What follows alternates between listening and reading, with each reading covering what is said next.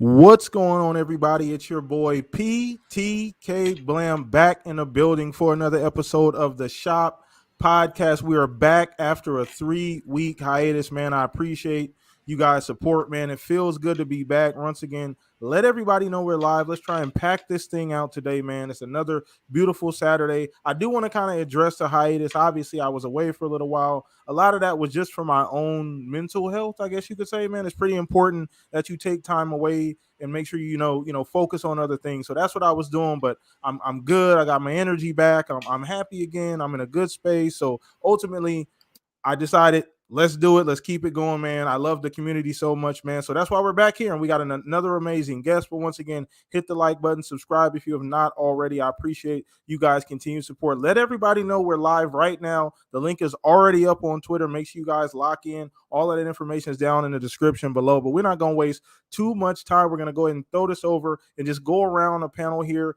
get everybody re-familiar. You know, you guys are back, but we're going to refamiliarize everybody with the show, man. But we're going to start with our guest of the hour, man. A man that I always look up to, somebody that I met, I believe last year we met, Ains, but it's been a great relationship, man. You got a lot going over there at Season Gaming. Shout out to the whole crew over there. You guys are doing big things, man. But let everybody know where they can find you, what you got cooking up, and how you been, man. Yeah, thanks, man. Good to be here, guys. I know it's been a little while, PTK. I was actually telling someone, I got to say this real quick, is when I first started kind of building Season Gaming a couple years ago and then got on social media and started developing a little bit of an audience, I seriously believe, I think you're one of the first people who reached out to me and introduced yourself and kind of said you had, the show, because you've been running the show for a long time. Yeah. And you invited me on, and I still remember that conversation. I remember things like that, and I don't forget them. And so that's why I've always got time for you, man. I appreciate it. And, always got time for you in the shop. So it's nice being on, and just keep them busy, man.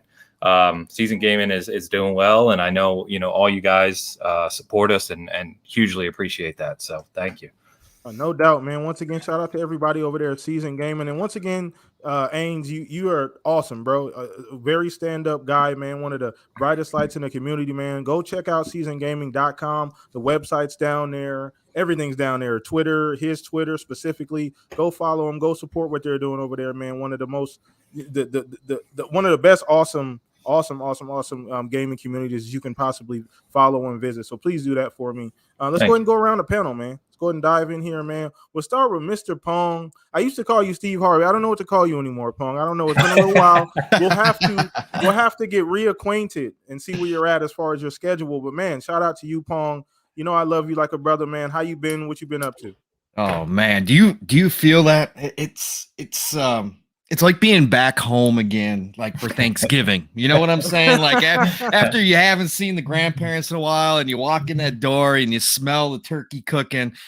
The Shop Podcast is back, baby. Saturday night is right again.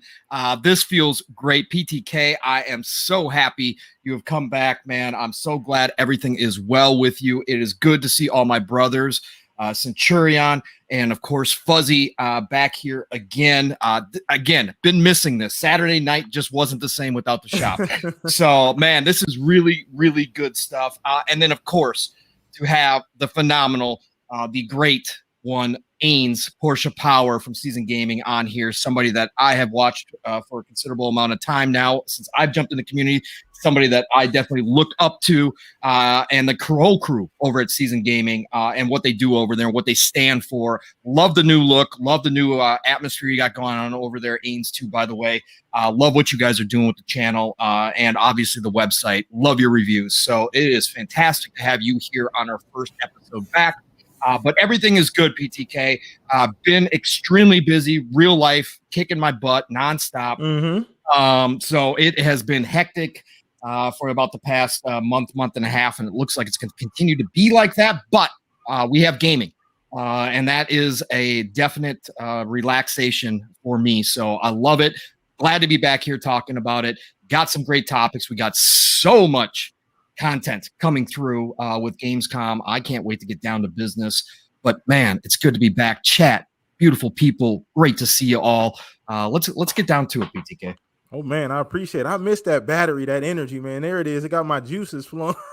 figuratively speaking. But you know, pause. All right, let's go. Either way. Either way, we appreciate you, man. Pong, once again, always superstar, like I always call you, man. But I appreciate you here, man. Let's go ahead and throw this over to Centurion. How you been, brother? Hopefully everything's good with you, man. What you been playing? What you been up to?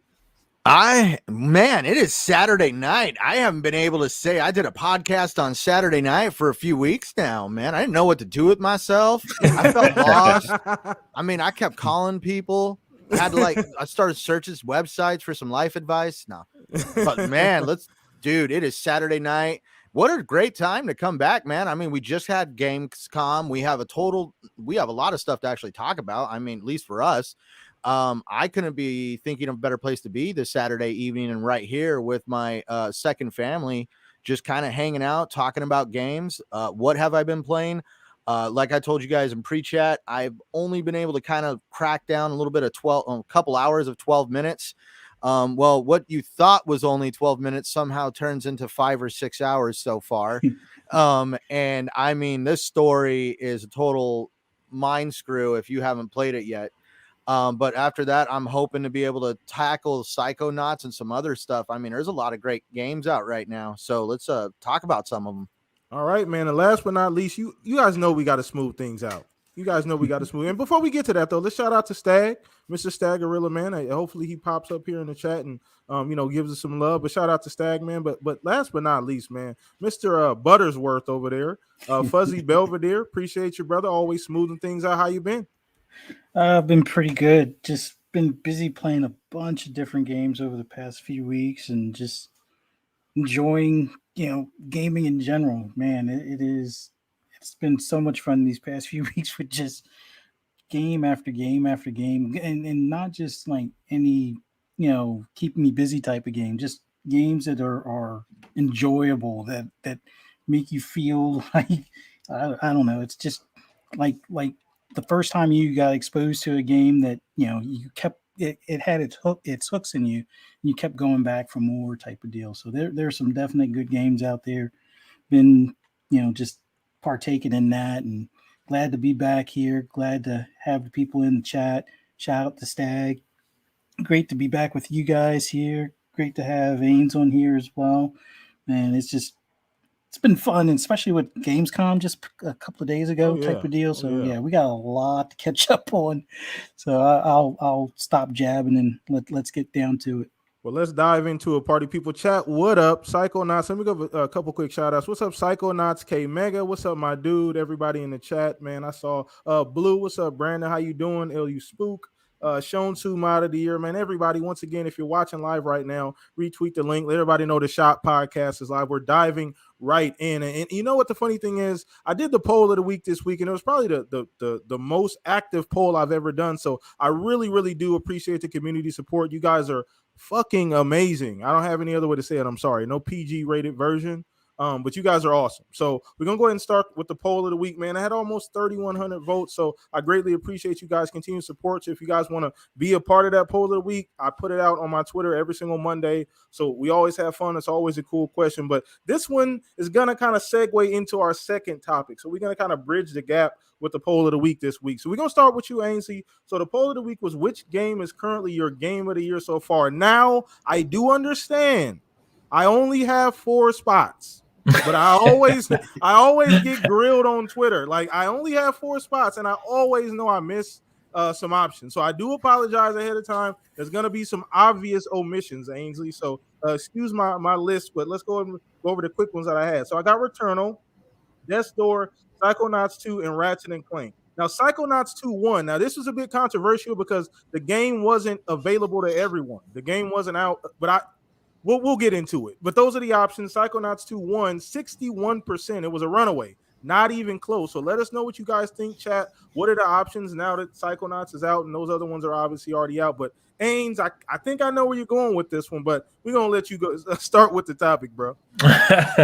Yeah, we were just chatting prior to going live on this. So I will say, for context, my game of the year prior to Psychonauts 2 was Biomutant. I know some people, it didn't get rave reviews. It got like 7s generally. I rated it higher. Biomutant, I've got like 85 hours into. Nice. It's one of those games that starts slow, and so I don't think people gave it its due course of time. because once it really opens up and you put some time into it, it's really, really, really good. But having said that, Psychonauts 2 has taken over. I'm reviewing it for the site, and I'm taking my time with it, though. I wasn't rushing to get through the review and to have it kind of up last week. It's a longer game than you expect. People, I think, expected Psychonauts 2 to be a short game. I'm already over 20 hours, and I'm still going. It's just remarkable. Like, I'm a big fan. I don't know about you guys. I'm a big fan of platformers, and I've been around a long time. I'm an old guy, you know what I mean? So I started with all the Marios and Banjo-Kazooie. I'm a big Banjo guy. You see me always talking about that. And I love Psychonauts 1, and I'm one of those guys that have been waiting for this for a long time. But it has blown away my expectations. It is so good and so colorful and creative, and the level design is, just amazing. Oh, yeah. And the writing and the humor and the voice actors. I mean, I could just go on and on and on, which I will do in my review. But it is, it's run away as being my favorite game of the year. In fact, I could go further and say it's one of my favorite games I've played in years. Wow. It is that good, especially once you kind of get deeper into it. Like, I'm excited because I see a lot of people like yourself who are like 2 to 4 hours into it, really liking it, like loving it. And I'm like, oh my God, you don't even know what's coming. You know what I mean? Like, iceberg, it just gets so much better. Like, so I just love seeing all this positive energy around Psychonauts, because you got those kind of weirdos like myself, this cult that has been raving about Psychonauts for like 15 years now. The first one came out in 2006. And, it's just great to see it get the recognition it deserves.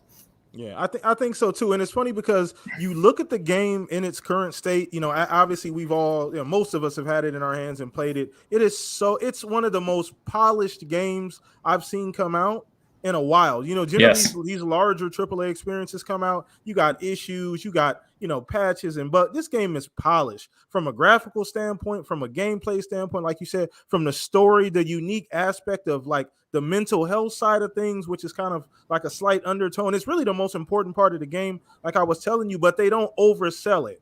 They don't make you feel like you got to make all these super important decisions. It's lighthearted, it's humorous. And I know people harp on the art style, and I get it, Ains. It's not, I don't want to say pleasurable, but it's how do I put it? It's like who's the guy? What's the guy that does The Nightmare Before Christmas? Yeah, Tim Burton. Tim Burton. It's a stylistic. It's not the easiest thing to look at. It's not the most aesthetically pleasing art, style, but it's beautiful in its own right, and it graphically it's amazing. I don't really have much bad to say about the game at all. I really don't. It's so creative, and I haven't played anything like it in so long, Ains. Like, I don't feel like I'm playing anything. I've ever played anything familiar or anything close to it. From a platformer. Yeah, it's like a breath of fresh air. And you're right. Like, in terms of polish, I've had no issues. It's super smooth. I'm playing on Series X, so luckily, the Xbox side got the kind of the full next gen treatment. You know what I mean? So it's full 4K 60 HDR. I've taken over 100 screenshots. Like, it's I've seen your timeline. It's nothing but Psychonauts, so dude. Pretty. Like you guys said, the art direction's unique. It's Psychonauts. I mean, it stands out a little bit, but it's so good. Like, when I do a review, right, I have on my phone the notes app, and I constantly stop and write notes so I don't forget things as I'm preparing for a review. And I'm looking down this long list. I don't have any negative points, like literally none. I'm like, I'm gonna have to nitpick like hell to try and find something that's not good about this game. I could go on and on. Like I said, it's that good. If you're not playing it and you have any appreciation for platformers or just like fun games, just a game you play to just laugh and have fun, like, it is the pinnacle of that. Yeah. And absolutely, and we're gonna get to around the panel here, because we could talk all day about this game. Dead ass. It's not hyperbole either. We're not just being prisoners of the moment. It's really that good. It really is. So let's go ahead and mix this thing up. We'll go with you, Fuzz. I don't know how far into Psychonauts, but where you at as far as just which one of these options would have been your game of the year choice so far, or it may not even be on the list. Okay, so when you first posed the question, 12 minutes was that game for me. Got it. I hadn't dived too deeply into Death's Door at that point, but Death's Door is not what I look at as a game of the year. It's definitely a fun game to play, although I'm not as patient as I probably should be with some of those bosses. But overall, of what's on the list, I kind of looked at, Psychonauts being a potential one. And then I'm going to probably pick up Returnal and Ratchet and Clank when they go on sale later this year. So around the holidays or something. But prior, 12 minutes was that game for me. Now, after completing the game last night, Psychonauts by far blows away what I originally, like, all the great feelings of playing, like being able to participate in what I thought was like a well done movie script type of deal for 12 minutes. The Psychonauts blows it away by quite a bit. Didn't play the first one. I'm not even normally a platformer gamer, especially 3D platformers. Like me either. Super Lucky's Tale, I kind of forced myself to play that game just for like gamer score and some of the Game Pass quests. This game, it had its hooks in me within, I would say, the first 5 or 10 minutes. Like, not just the open world aspect, but the collectibles and it's about the conversations that you can have with just either the random NPCs or even the actual main characters within the story, and then different choices you get to, like, as far as whether you question them or ask them things or how you respond to them. The abilities, it's a totally different game than anything like a Quantum Break or a Control, but it has, and I know some people don't like necessarily the combat. I love the combat because I like mixing a few things, like either slow down time and beat the crap out of them, or do like the pinball laser shot type of deal, the side shot type of deal. But overall, Psychonauts well deserved at 60% on that poll. Yeah, it for anybody that hasn't played it that's voted on that poll, yeah, you definitely need to try it. Even if you're not a platformer gamer, like I said, I'm not a platformer gamer, and this game had its hooks in me like within a very short period of time. But as far as the art style, I think after you deal with a couple of the characters in it, you stop looking at like the details of the art style, and it just becomes like characters that you can relate to, or ones that you want to avoid, or ones that you want to interact with, type of thing. So the art style at first, like, I didn't even bother playing the first one because it just wasn't my type of game, or at least the look of my type of game. But I'm so glad I gave this one a chance. And it's one of those things where it's like, I looked at this and Ratchet and Clank, and I'm like, well, you know what? Psychonauts 2 is going to be in Game Pass. I'll at least give it a try. I wound up buying it. So I'm completely enthused. Like, I haven't taken as many pictures because I was just so busy playing the game.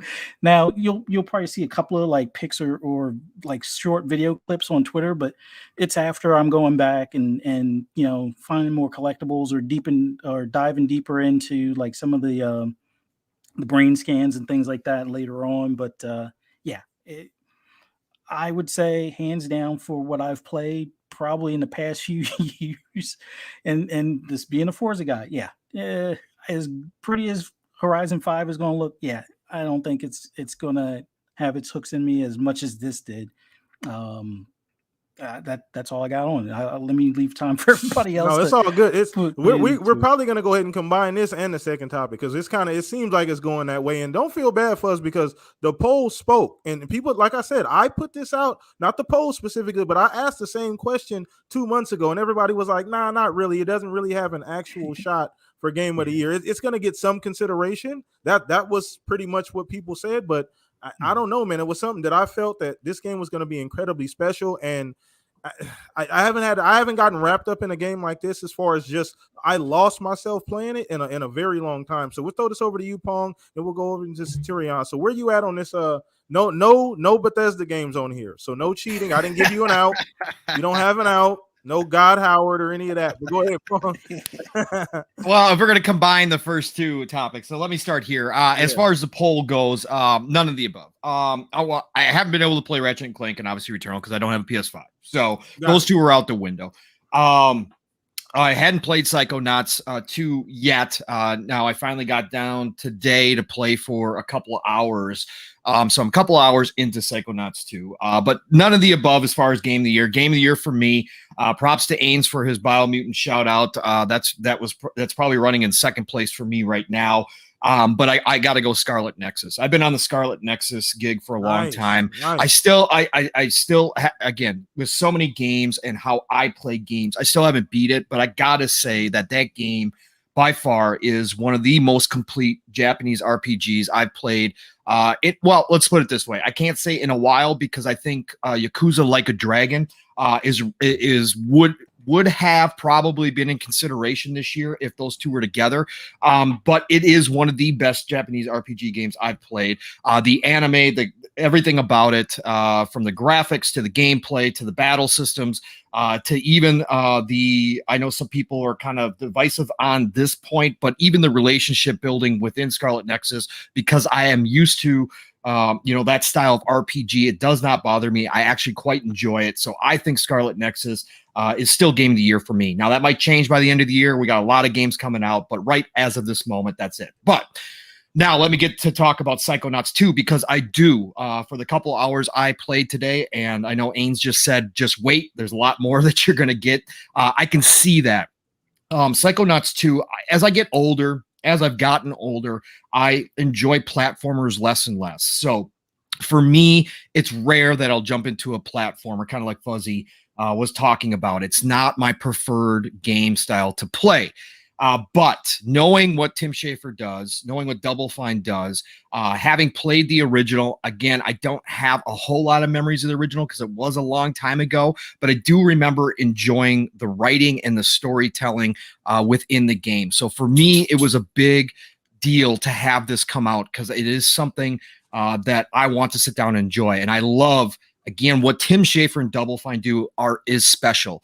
And to see them come underneath the Xbox umbrella, to see them be given the creative freedom, the time, and all the resources that they needed to put together their vision is something unique and special. And it goes a long way to showing how committed Xbox is when it comes to different devs they're acquiring and leaving them alone and letting them do what they do. Tim Schafer himself has talked about how freeing it was to be acquired because he didn't have to worry about all the nonsense, the business side of things. He is a creative genius. Creative geniuses, generally speaking, don't want to think about all the business aspects, the marketing, all trying to go find people to, give you money, all that kind of stuff that goes into this industry on the back end. That's not what they want to do. They want to be with their teams or by themselves, creating, writing, thinking up new ideas. So he gets to do that now. And he has built a team around him that shares those ideals in Double Fine. And you can see it shine through. Just in the first couple hours I played today, I was smiling ear to ear through most of it. The writing, the dialogue, all of it, top notch. Some of the best writing. You could turn this into a Netflix show right now, as is. And that is something that, again, we don't see all the time. So from a small studio to put out something like you were talking about PTK that's so polished and so ready to go out the gates, that is just, it's a beautiful sight. And I am so happy they got to do this. I'm so happy. I'm actually kind of happy that this is multi-plat, that so many people get to enjoy it. Yeah. I know it's again, when you talk about Psychonauts 2, you instantly think Xbox because most people now know Double Fine is Xbox and it is first party.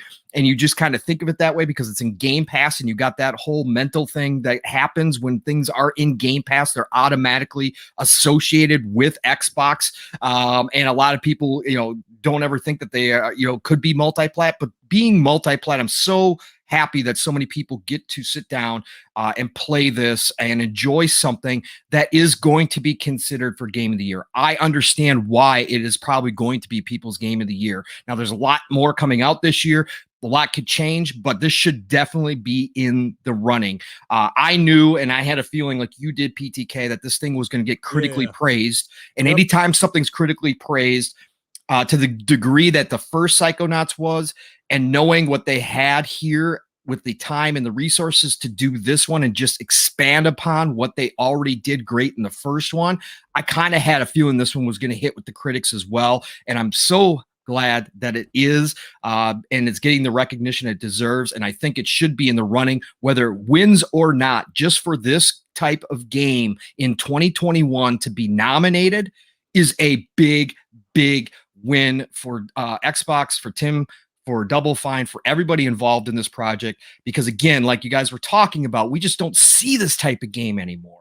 And so it's really, really good that some people who may never have played a game like this get to sit back and go, oh, so this is why everybody was talking about Psychonauts. You know, and this is why this was still a wanted game this day, you know, in this day and age.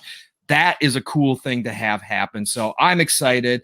I definitely think it's going to be there at the end of the day. I think the critics, you know, again, we can talk about whether the awards mean anything. We could talk about all that kind of stuff. But at the end of the day, to have the critics praise it the way they are, and to, you know, have your name up there with some of the big titles that are going to be up for Game of the Year is a big deal for the team. And I'm happy for all of them over there, because this again is a special team, and Double Fine deserves everything that they get out of this. So I'm happy. Absolutely. I 100% agree. And like I said, I mean, we ended up combining the first two topics anyway, because that's how great this game is. Like I said, this is not hyperbole. This is not something, I mean, we've played there's probably, I don't even know how many hours between the five of us, probably thousands and thousands of tens of thousands of hours of gaming between the five of us. So like I said, this is not hyperbole. The game is that damn good. And you know, the funny thing is, Ains, and I'm gonna throw this to you real quick before we get to Centurion. The funny thing about Double Fine is they were part of that acquisition when and people forget when Xbox went and got, you know, Playground and Undead. They were part of that deal, and nobody really talked about them being part of the, you know, one of the teams that Xbox picked up. You know, yeah, it was definitely one of the lesser ones. Yeah, and they flew under the radar. And that's funny, because imagine if they decided to make a brand new franchise, a brand new, you know, go left field. They do another platformer. It's a brand new IP. And it's probably going to be exclusive. That's a pretty big deal coming off a greatly highly rated game like Psychonauts 2. So I'm looking a little bit down the line here. I don't know if you've thought about that or not.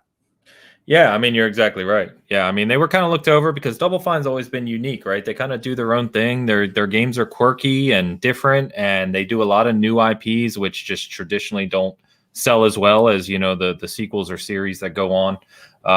But I think anyone who could kind of played their games and known that studio, right, what they went through on a yearly basis, knew that their problem was always trying to get funding and publishing for their games. So, you know, they've used Kickstarter, they've used Fig. People forget Psychonauts 2 was a crowd-funded game originally. On Fig came along. And it would have been a very different game if Xbox didn't come along, and Tim Schafer's talked about that. So no, I think you're right. I think, and I know Pong mentioned it too, creative freedom's the key here. They're an incredibly creative studio. They do all sorts of things in that studio to basically just bring out the craziest ideas from their employees. And that's why you get the games that they get. But now that they have time and they have money and they have support, we're seeing things of the quality of Psychonauts 2. So I'm with you, man. I'm really excited to see what they do in the future. I also hope, you know, being selfish, this isn't the last time we see Psychonauts for another 16 years. I knew that was coming. I knew you were going to say that. So, you know, not to say they need to just immediately go and work on Psychonauts 3. Of course not. Creative teams will try different things. But hopefully this isn't the last of it. Got it. All right, let's throw this over to you, Centurion, man. I don't know if you played all the games on the list or, you know, how much of each one you've gotten to play. But if you had a chance or now had a vote, which one would you choose and why, brother? Man, if I had to vote, the only one I really put very much time into would be Biomutant. Like as soon as I saw the first magazine article for Biomutant, I was completely taken away by just how creative and imaginative the image I was staring at. And ever since I have learned about Biomutant day one, I always wanted to play the game. I did get it day one, but of course, like everything else, I'm always working, so I haven't been able to really take a good swing at it. I played it a few hours. I really want to go back, start the game over now that I've kind of got a feel for the mechanic and really kind of dive into playing the game seriously. But like, I really do feel that maybe Psychonauts though is going to probably be a game that I am going to remember. It might even take that game of the year title for me. I haven't played it yet, so that's why I can't really say that would be my pick. But when it comes to Psychonauts, I feel that the message that Tim Schafer and Double Fine, and the message that Tim Schafer tries to push over at Double Fine is a very important one. Everybody always talks about, health, and the first thing most people associate with health is obviously your body staying in shape, stuff like that.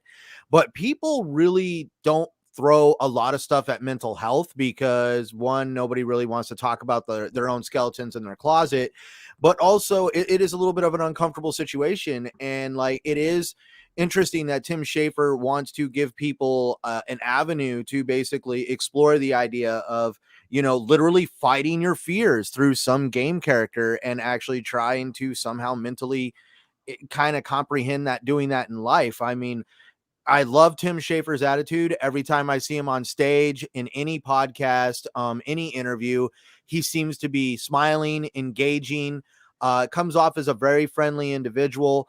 I've jokingly said Tim Schafer almost comes off as the Santa Claus of gaming.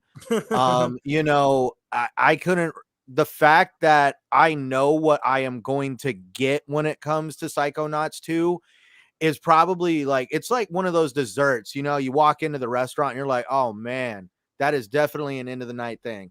And for sure, I got Psychonauts 2 lined up. That's what I'm going to do after 12 minutes. Like, it's interesting that I'm going to continue leaving Biomutant on the back burner for the fact that I want to check out Psychonauts. Yeah, it's an amazing game. Biomutant, once again, I know a lot of people didn't really get that game. It's just due. A lot of people, kind of jumped into the game early. It had some issues here and there, and then they kind of left the game, and a lot of people didn't come back. But from the people that I know that have gone through the game, like Ains, like you, that have put the actual time into it, like Fuzz, a lot of people say the game, it's actually a great game. So shout out to the team at Biomutant. Once again, another phenomenal game. But this Psychonauts 2 is really an amazing game, and I think you can hear it from most of us here that have played it. Everybody in the chat as well are talking about it. I just posed the question, is it better than Ori? And it's crazy because I actually didn't want to type that because I thought maybe it'd be too crazy, like dead ass. I thought it would be too crazy, but I'm actually would probably lean towards Psychonauts. So and that's saying a lot, and I'm only like 4 or 5, 3, 4, 5 hours in.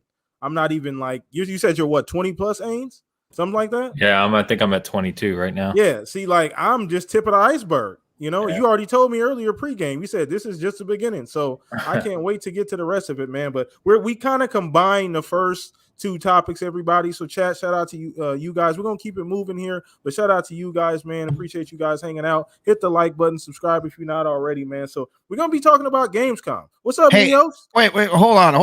Ains, you were talking about Psychonauts 3 and not waiting 16 years. Is it okay if we get Full Throttle 2 first? Is that okay? I'm with you.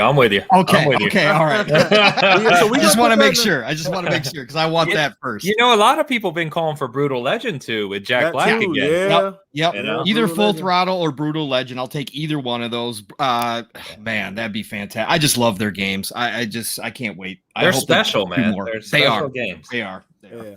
So and it's funny too. Before I get to the super chat here, shout out Neo. But Ains, it's funny because I get this childlike feeling when I'm playing it. Yeah, like this exactly. kid-like- It takes you back. Yeah, and a lot of games haven't given me that in a while, so I've been trying to expand my like gaming palette, so I'm super glad I dove into it, man. Super glad. But then let me get to Neo real quick. Shout out to Neo and Spark $5 super chat. He said it's Saturday and we pulling up to the shop. Glad to see y'all back. Shout out to the season homie Ains, great guest. So he shouting out you there too, Ains. Yeah, Neo's a great dude, man. We had him on our show a couple weeks ago, and I told him it won't be the last time. Yeah, he's a good absolutely. Dude. Shout out to Neo, man. Always showing support and love, man. My dude over there. But we got to get you on too, Neo. I know we talked a couple days ago, but we'll figure that thing out, brother. But anyway, let's go ahead and move on. We talking some Gamescom. So Gamescom's kind of come and going. I believe it was the 25th to the 27th. I looked it up earlier.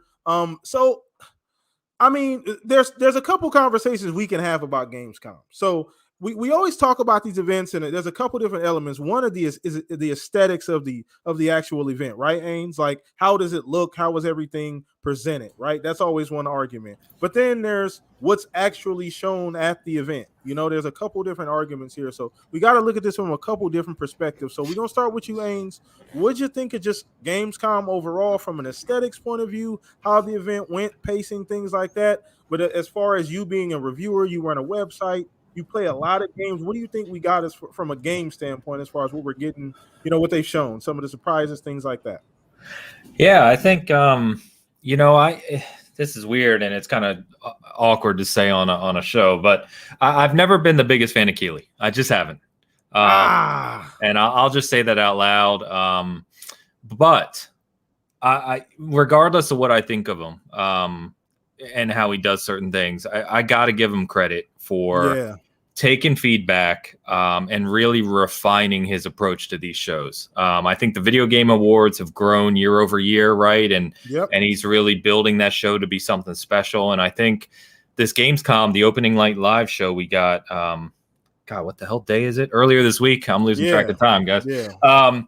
That show, I think you could see that it was refined from last year. I think last year when the pandemic hit and everyone kind of ran around to try and figure out what they were going to do digitally, things kind of fell flat in a lot of areas, in my opinion. Whereas this year, I really liked the opening night live show. He had a ton of trailers, ton of kind of cool announcements. I know some people don't dig the whole kind of music thing and stuff, but you know, music I think is important to call out in games too. Well, because another thing about the music too, it's always related to a game. Yes, it's exactly. generally not just a random. Last time he had Weezer, I think they had an album or something that was coming out. So, but other than that, generally the music is related to a game.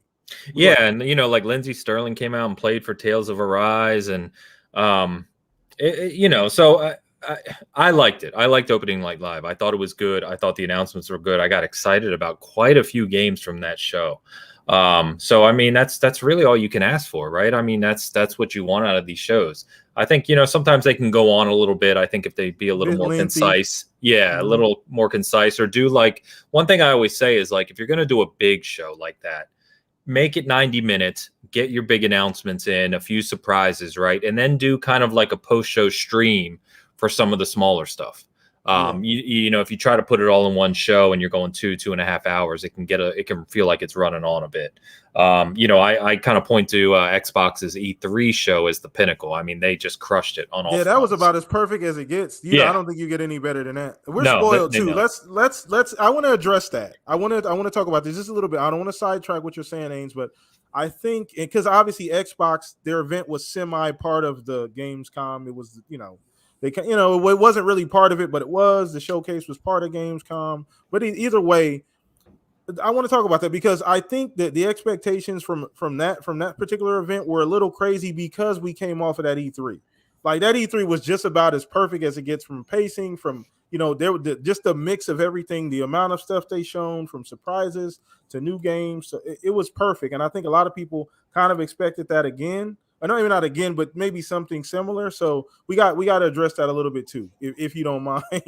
No, it's fine. I was going to say on Xbox's show, they did if you guys remember, they did like a Twitch stream a couple months ago, and I just didn't like it at all. Nothing against the creators. I love highlighting ID at Xbox. Like all those are good things, and indie studios especially. But it just the show just doesn't come off well, and nothing against you know, the presenters, Paris, and I forget the girl's name. Someone may correct me here. Yeah, I think it's Kate. Kate. Yeah, Kate, thank you. Yeah.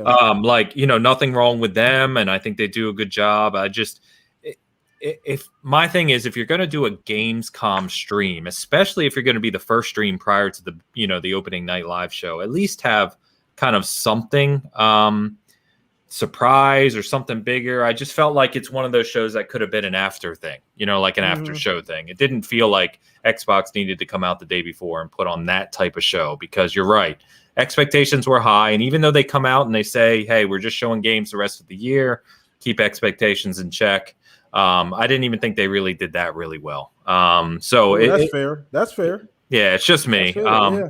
Especially considering, especially you guys know me in Halo. I think everyone does. I'm a Halo fanatic. Yeah. But the you Halo got to kick yourself out of that conversation, Ames, because you the way you feel about Halo is the way I feel about Halo. So, but then you get people mad that Halo wasn't in the Xbox show, and Opening Night Live, and then they didn't show campaign, which they already said on Friday they weren't going to show campaign, and just all this stuff kicks off. But anyway, I'm off topic. I thought Opening Night Live was great.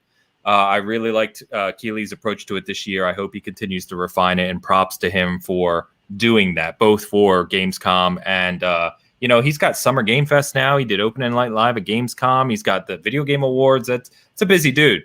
So I said at the start, I've never been a big fan, but I have to give him props and just appreciate what he's doing for the community. Xbox, I don't know, man. These Twitch shows, I think you've got to either, I don't know what you do, honestly. You've either got to change the approach a little bit, or you've got to make sure it's kind of like a secondary part of the show. Don't go in as you're this own kind of standing on your own presentation, because it just doesn't. The E3 one was amazing. This one, no.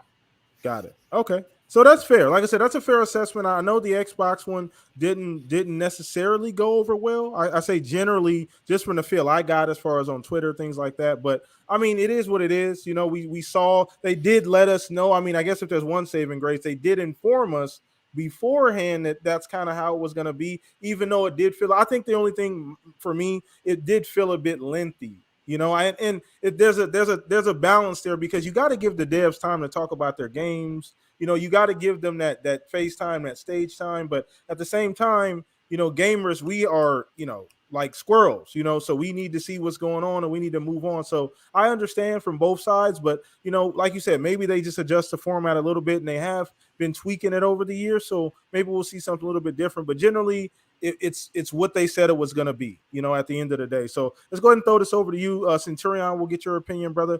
I don't think you watch very much of Gamescom. I know you told us pre-game, but just general, if you've seen any trailers or anything like that, anything that you're excited about.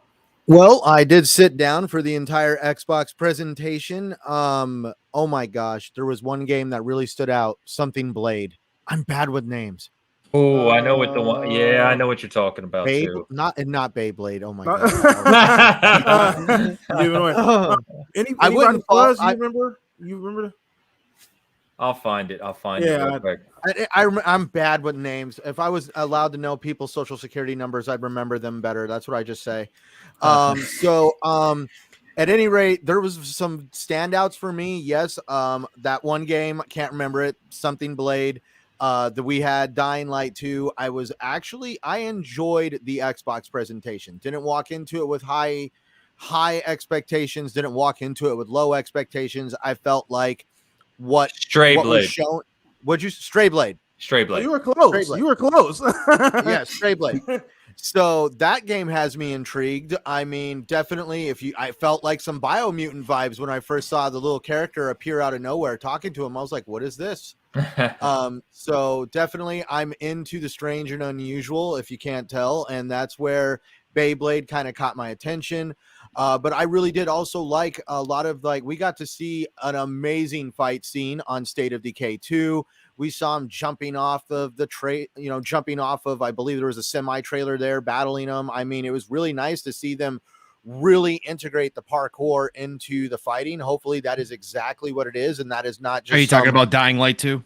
Dying Light 2. Did I say State of Decay 2? Yeah, you did. Damn it. See, if you can't tell, I'm bad with names. It's not a thing. But speaking of State of Decay 2, I mean, oh my God, I want to go back and play it again. I haven't played State of Decay in a while. I enjoyed the first game. I played the hell out of it the second game when it came out. I actually own a physical copy of State of Decay 2. Definitely want to go back and check that out. I mean, the Xbox presentation actually kind of got some synapses firing in my brain and got me excited for stuff. I didn't really walk into it with low expectations, and it actually was like, wow, I mean, there's some stuff there I want to do. Now, obviously, I didn't get to see the Jeff Keighley one, like the one I believe that shouted Tim Dog out. Did anybody see that on Twitter? Yes, he did. Yeah. Ahead of Oh time, man, yeah. I was even like, why is Jeff Keighley hollering at Tim Dog? What the? Anyways, that one So the Marvel game, that right there came kind of out of left field for me. Yeah, I was just like, Midnight what? Suns. Yeah, Oh Midnight God! Suns. I mean, like now, there's no way that's exclusive, right? No, that's that's okay. multiplayer. Yeah, So that's multiplayer. why I mean, like, because everybody's always tried to like beat the drum that we need like some exclusive Marvel character over at Xbox. I don't think a Marvel character needs to be exclusive anywhere. I don't think Microsoft needs to start doing it, and I think Sony needs to stop doing it, at least with Marvel characters. Anyways, so I mean, there's stuff there for us to all be excited. I don't really know why everybody is expecting Microsoft to come out and spend X amount of dollars every year, shoot up fireworks, confetti. I mean, they're blessing people, kissing babies. I don't know what they're expecting Microsoft to do on a regular, consistent basis. I understand that we're all coming off of the high from E3, but we're talking about Gamescom here. No offense to Gamescom, but Gamescom is more over on the other side of the world. If it, for me and probably Blam even, it started at 12:30 in the afternoon, maybe even 11:30 in the afternoon for some people. It's not exactly put at a time for a lot of American viewership. And that's where I don't think Microsoft was going to basically, roll out with all these like melt your eyeballs announcements, because of the fact that there was going to be a severe issue with how many people could tune into the event live. Okay. Just saying. No, that's fair. No, that's fair. Once again, Gamescom is kind of tricky. It's still a huge event. It's equivalent to their, E3 here. It's supposed to be at least. I said this last night on Mav's show, Fun Speculation with Pong, and I also want to put out Pong is a beautiful wealth of information. You could sit Beautiful there and Pong? learn. What? Oh no, Pong is not. Your check's in the mail, Centurion. Your check's in the mail. What's going on Pong here? is beautiful. I'm not saying he's ugly What is either, but this? I'm saying he's a beautiful wealth of information. I mean, he was able to give me details on games, even developer info. To retain that kind of knowledge is awesome. But that's where last night on Mav's show, I basically got into the fact that we kind of missed out on some games, in my opinion. And one of the games I thought we would see at Gamescom was Atomic Heart. We're talking about a game with a huge Russian development, and there is a lot of European history and influence in Atomic Heart. And the only thing I've seen from it this year was literally at Xbox's E3. I mean, I feel like Gamescom was a missed mark for that game. Okay. Same. No. Once again, the format, like you said, there's some things that I wish I would have saw. I mean, obviously, we go away from these conferences with a laundry list of things that we wish we would have saw. So you could say that about every show, that we've probably ever seen. To be fair, but I think Gamescom overall for me, like you said, I didn't really look at it as that event. I looked at it as just a follow-up event. We're going to get some more information about some games that we already heard about. What threw me off was Microsoft actually at the E3 event advertised Atomic Heart in their lineup for Game Pass 2021. And I honestly thought we were going to see something at Gamescom just because of that one advertisement. Yeah. So, I mean, who knows? And I hope we see more of it a little bit later on. But let's go ahead and keep this thing going, man. We'll throw this over to you, Fuzz, and then we'll wrap this thing up with Pong as far as this topic. But, Fuzz, man, where you at with Gamescom? I know we talked about just the aesthetics of the show and how it looked versus, actually the information that we got. There's always going to be that back and forth trying to balance. And it's really tough because you can't please all of us. These gamers, we're extremely fickle, So if you always look at it from that standpoint, you tend to give the devs and the show a little bit more leeway. But go ahead, Fuzz. Well, I don't know if people pay attention year after year, but we got at least our annual announcements for controllers at Gamescom, because that typically when I think Gamescom, it's about controllers when it comes to Xbox. So anything above and beyond that should just be considered gravy. But Forza Horizon, Fuzzy just pointed controller, something out for me for life. and the Halo controller. They're passes for me, but it's awesome that they're doing those. And the same thing with the new Series X console. Got the PS5, the new one in the wild. We got some release dates on Breath of the Wild. Oh, not Breath of the Wild. What am I saying? Horizon Forbidden West. You have a release date. You got. Oh, geez, sorry about all the car noise in the background here. All right, hold on one sec. He's literally at the racetrack. He's at the guys. Sounds like it's at the racetrack. He's in a Yeah, pit. no doubt. God, I No, my my Joe's computer standing on the just side of the all track of a right sudden now. went One of those extra Fuzzy's in one of the owner's suite right now. got like the sits on a Daytona suede phone chair, on got a the scotch in his background. hand, cigar in the other. Good Lord. My goodness. No, go ahead. I don't know if you're ready, Fuzz. Oh, he's still fixing. Okay, cool. So Yeah. no, but either way, like I was saying before, once Fuzz get back, but I think ultimately I do Sorry agree. about that. Oh no, go ahead, Fuzz. Go ahead. You got your driver on the right I know, right? right track now, Fuzz? Give him the right directions. Slow down to the track, huh? No, but as far as Gamescom, it's typically about hardware when it comes to Xbox. So anything above and beyond that was great. Humble Games is like that little, bright spotlight as far as the idea at Xbox and Game Pass type games that I like, and I'm really looking forward to. It's probably not going to come out until summer of 2022.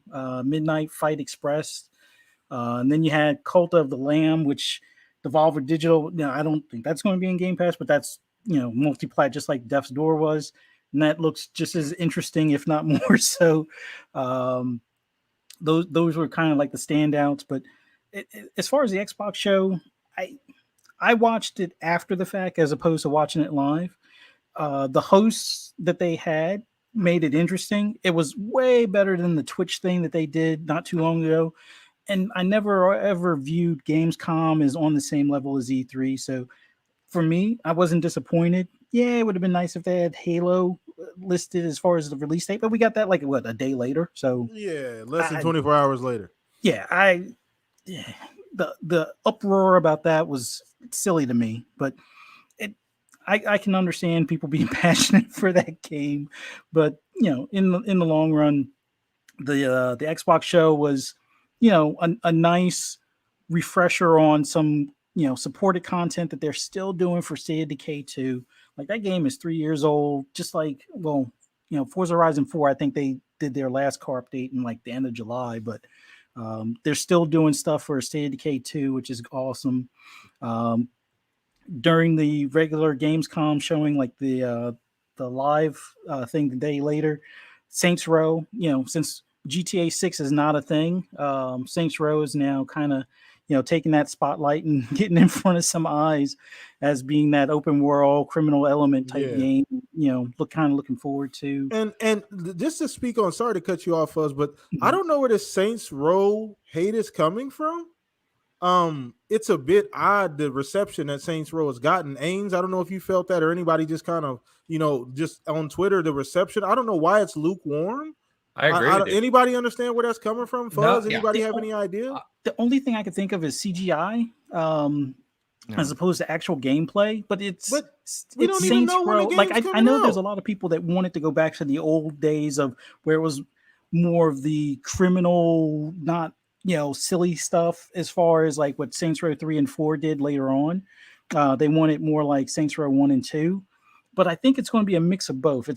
It's going to go back to reality with some of the stuff that you saw in Saints Row 3, which Saints Row 3 to me was the pinnacle as far as that type of game. And with it being kind of like that open world criminal game or crime game, if you're not going to hold your breath for GTA 6, which I don't suggest doing because you ain't going to see anything about that for a couple of years, I would say just wait until you see gameplay for Saints Row, the new one that's coming out. And then just in general, I think it was just a CGI slice that's, if you look at the CGI slices for all the previous games, there's so much more that's going to be to this game. And it looks like they only showed the outskirts of the city. There's going to be quite a bit to the open world map in general. But Here, I'll add a little bit to that, Fuzz, since we're on Saints Row, and then I'll let you go finish up. But the devs also came out and talked about how they're not going to do the jokes that they used to and the comedy that they used to because of the PC culture that we're currently living in. And so a lot of people are upset with that because that was a core to the Saints Row games. Steele and I talked about this morning a little bit on Living Split Screen. And I think that again, I'm not a diehard Saints Row fan, so for me, it doesn't matter. I liked Agents of Mayhem, which people absolutely despise because they wanted a new Saints Row and they didn't get it, right? So for me, it doesn't matter, but I think a lot of the hardcore Saints Row base that have been looking forward to something and have been asking them, like Fuzz just said, to go back to 1 and 2 and even 3, I think was pretty widely accepted. It got a little over the top for people. 4 was way over the top and they lost some people there. But I think that people were hoping they were going to go back to their roots, kind of go back to the un-PC nature that they were and kind of bring that rawness that Saints Row did. And I think a lot of people are unhappy that they, are stating that they're not going to do that. They aren't going that route. And that, they're definitely going to change up, kind of what Saints Row at its core was. They're going to give you the elements, I think, with building up a empire, and that kind of stuff, that they definitely talked about that. And they're going to let you customize your character. A lot of the early hand wringing was because a lot of people felt that you were going to have to play those characters. You're going to have to play, just one already pre-created character. And they came out and flat out said, oh, no. We're expanding out the character creation. It's going to be bigger and better than ever. So, I think there's a mix of different things of why people are disappointed. But overall, it's a wait and see for me. Again, if it comes down at the end of the day, I think Saints Row is going to be just utter mayhem anyways, and it's going to be fun. So and I think I 100% understand that, especially if you're a big Saints Row fan. Now, I'm not the biggest Saints Row fan. I know Fuzz is, so he'll have a little bit more to say about this. But it just seems odd to me because it's a game that like never really took itself serious. It's just kind of a reboot. Like we gotta give these developers like the ability to really stretch their wings, and like we can't just write these people off and say, oh well, we're not getting exactly what we want. I understand where we are as gamers. And like you said, you just got done saying PTK, we're fickle, right? So gamers are fickle. We are, man. It's crazy though. It feels weird. Can I hop in on this conversation? Go ahead. Because I know Fuzzy's the in-house resident when it comes to Saints Row, but I just recently played the second one and the third one because I had never played any of them before. I never played the first one. So I only get exposed to the story from the beginning of the second game on. I still have to play Saints Row 4 and like Gat Out of Hell, I think it is. Yeah. But I'm gonna be up front, like playing from the beginning of Saints Row 2 to Saints Row 3. The total, I mean, you're flying around in spaceships by the time you're at the end of Saints Row 3 fighting zombie hordes. You're just like, okay, I guess we decided I don't know. I heard that the first game was an attempt to compete at Grand Theft Auto. Yes. I don't know. It was, and they decided it was a blatant ripoff. It was. No, it wasn't. Yes, it was. It was not a blatant ripoff. So actually, they did a couple things that eventually Grand Theft Auto copied. With 1 and 2, but yes, it was meant to be. It was meant to be like a GTA clone. Yeah, it was, and it was the best parts of GTA for me because I just like running around and doing crazy stuff in GTA. I rarely finish the stories, and that's what they came out with. They were like, "Hey, we're just going to take that part of GTA and explode it even more so," and that's why GTA did eventually take some of the stuff that they actually created. And I can actually kind of second Pong on that. I didn't really complete any GTA stories. Somebody bought me GTA 4. I actually forced myself to finish the campaign on that game just because of like I need to finish the game. But GTA 5 was the first time I ever played a Grand Theft Auto game that made me want to finish out the campaign. Normally, it's just running around, running amok, blowing stuff up, and having fun. And that's what Saints Row was. And I never really hung too heavily on the humor of Saints Row because maybe since I was so recently exposed to Saints Row, for me, the humor was outdated. Yeah. And that's where maybe they do have to kind of maybe hit reset on this franchise a little bit. But I really think it's a great time for this game maybe to come out. I mean, we've got crickets over at Rockstar on anything Grand Theft Auto related. Saints Row has the potentially to fill a very major gap. Yeah, go ahead, Fuzz. I know we kind of hijacked your no, turn here, but go ahead, because like in all honesty, I'm still looking forward to this reboot for Saints Row. I won't say it's my most anticipated game, but I'm definitely looking forward to an open world, utter chaos type of game that's not necessarily like a Just Cause type of game.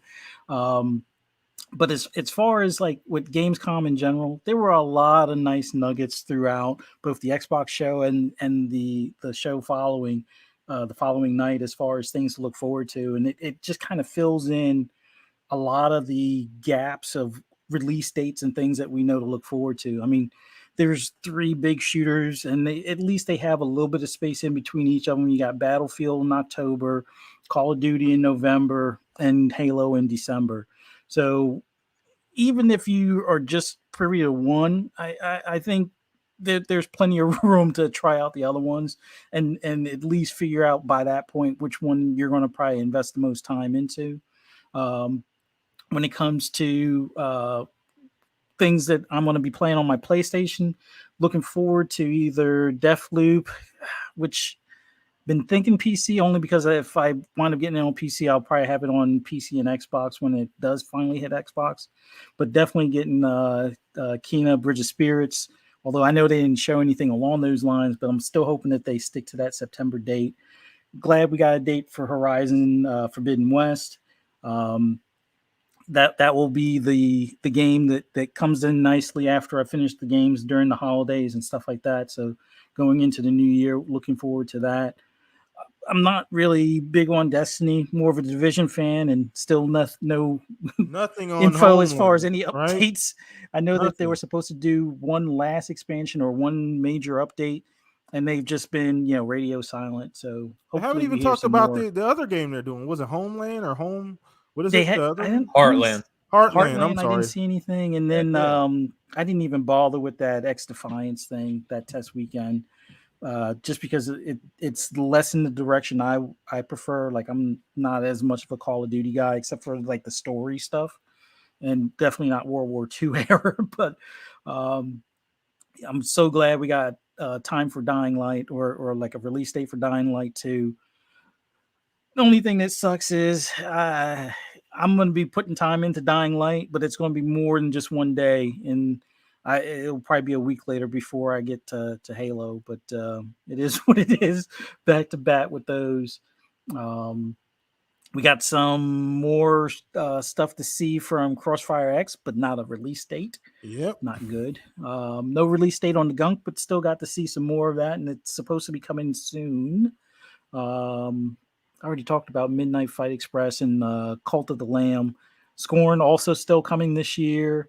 Tunic, radio silent for now, but I'm pretty sure that guy can take his time until next year.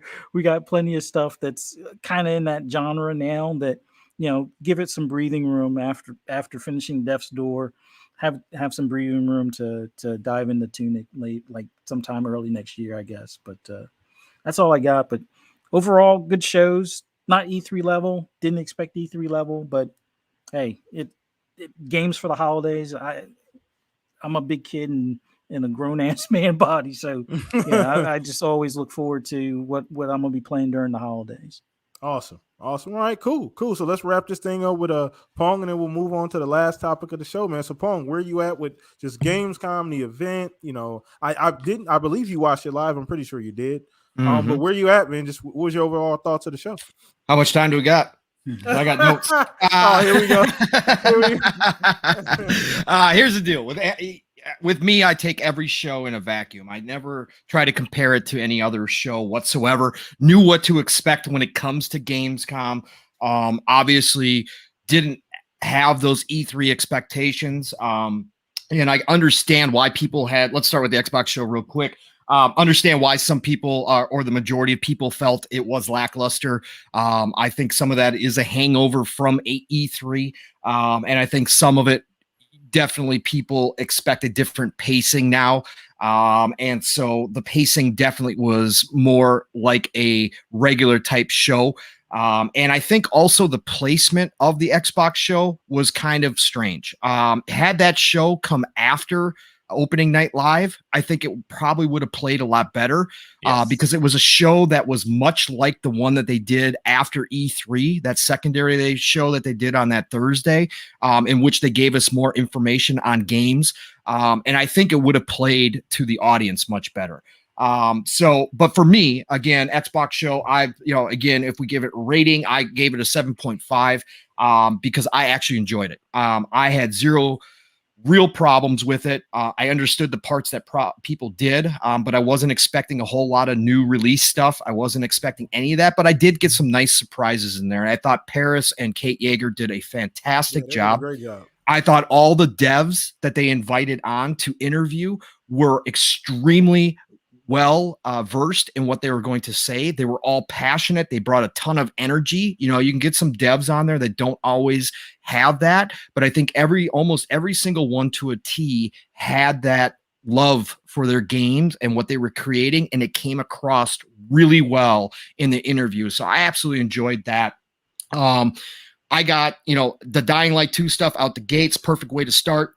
That game looks better and better and better. I feel sorry for Techland that they are coming out the day prior to Halo. It's an awful time to have your new game launch, even if it is a completely different game, but they are kind of partnered with Xbox. Obviously, there's been, rumors out there for a while that Xbox has helped them out financially to finish this game. Now we see them at the Xbox Gamescom show the day prior to Xbox coming out and saying, oh, by the way, we're going to bury your game the following day. That had to be not a nice conversation, but obviously, what are you going to do?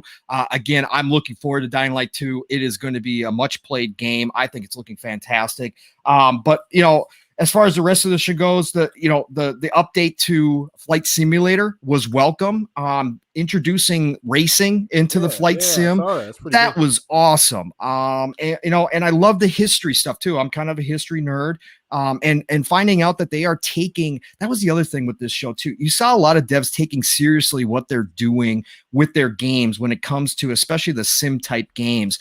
So seeing that Flight Simulator is taking this stance where they want to take the history of airplanes and flight and kind of turning it into a museum, Flight Simulator, going in depth on how they are taking the older planes that maybe people don't know about or have forgotten through history and scanning in the last remaining few of them and getting the details in down to the screws, and preserving those planes for the future. I think that is absolutely cool. And then, like I said, the racing was a welcome addition. I guess people can't say it's not a game anymore because now you got racing in it. So guess what? Now it's a game. All right, guys. Thought that was really cool. The Trebuchet thing, that whole documentary, I know a lot of people hated it. Again, history nerd here, loved seeing it. It goes back to the passion that Age of Empires team takes with their games and how they do want to actually look back at how things actually worked and put those elements into the game and make sure that they are preserved in there as well. So I thought that documentary was cool. Again, I understand why people hated it. I personally liked it. I thought it was cool. Biggest surprise for me coming out of Xbox was Crusader Kings 3 coming to console. This is a huge PC. I'm a big RTS strategy tactics guy. I have been calling for this for a long time. I don't play on PC. And unfortunately, one of my favorite genres is very underrepresented when it comes to console gaming because of the control schemes, because of how hard it is to do that. I understand. I've even said, if Xbox wants to be the ones to come out and say, look, you need to get a keyboard and mouse to play these games on your console, I'd go do it. I really don't care. But to see Crusader Kings 3, which was a big PC franchise, it's a kingdom simulator. It's not for everybody. It's a niche title coming to console. That was a big W for me, and I was so happy to see it, and I hope it's starting something new. So really happy about that. Obviously, the Forza Horizon deep dive, again, great to see that game. We basically got to see the whole opening sequence. Fantastic. Game can't look any better. Again, I think everybody's sold. We could see the first Game of the Year nomination for a racing title ever. So True. coming out of Forza Right. Horizon 5, I really think it has the potential to do that. So just great to see that. Opening night live, loved it. Pre-show was even good with Kyle Bosman. Thought he did an excellent job. He even had some, obviously brand new games on there, world premieres, which was really, really awesome to see because I was not expecting so much of that.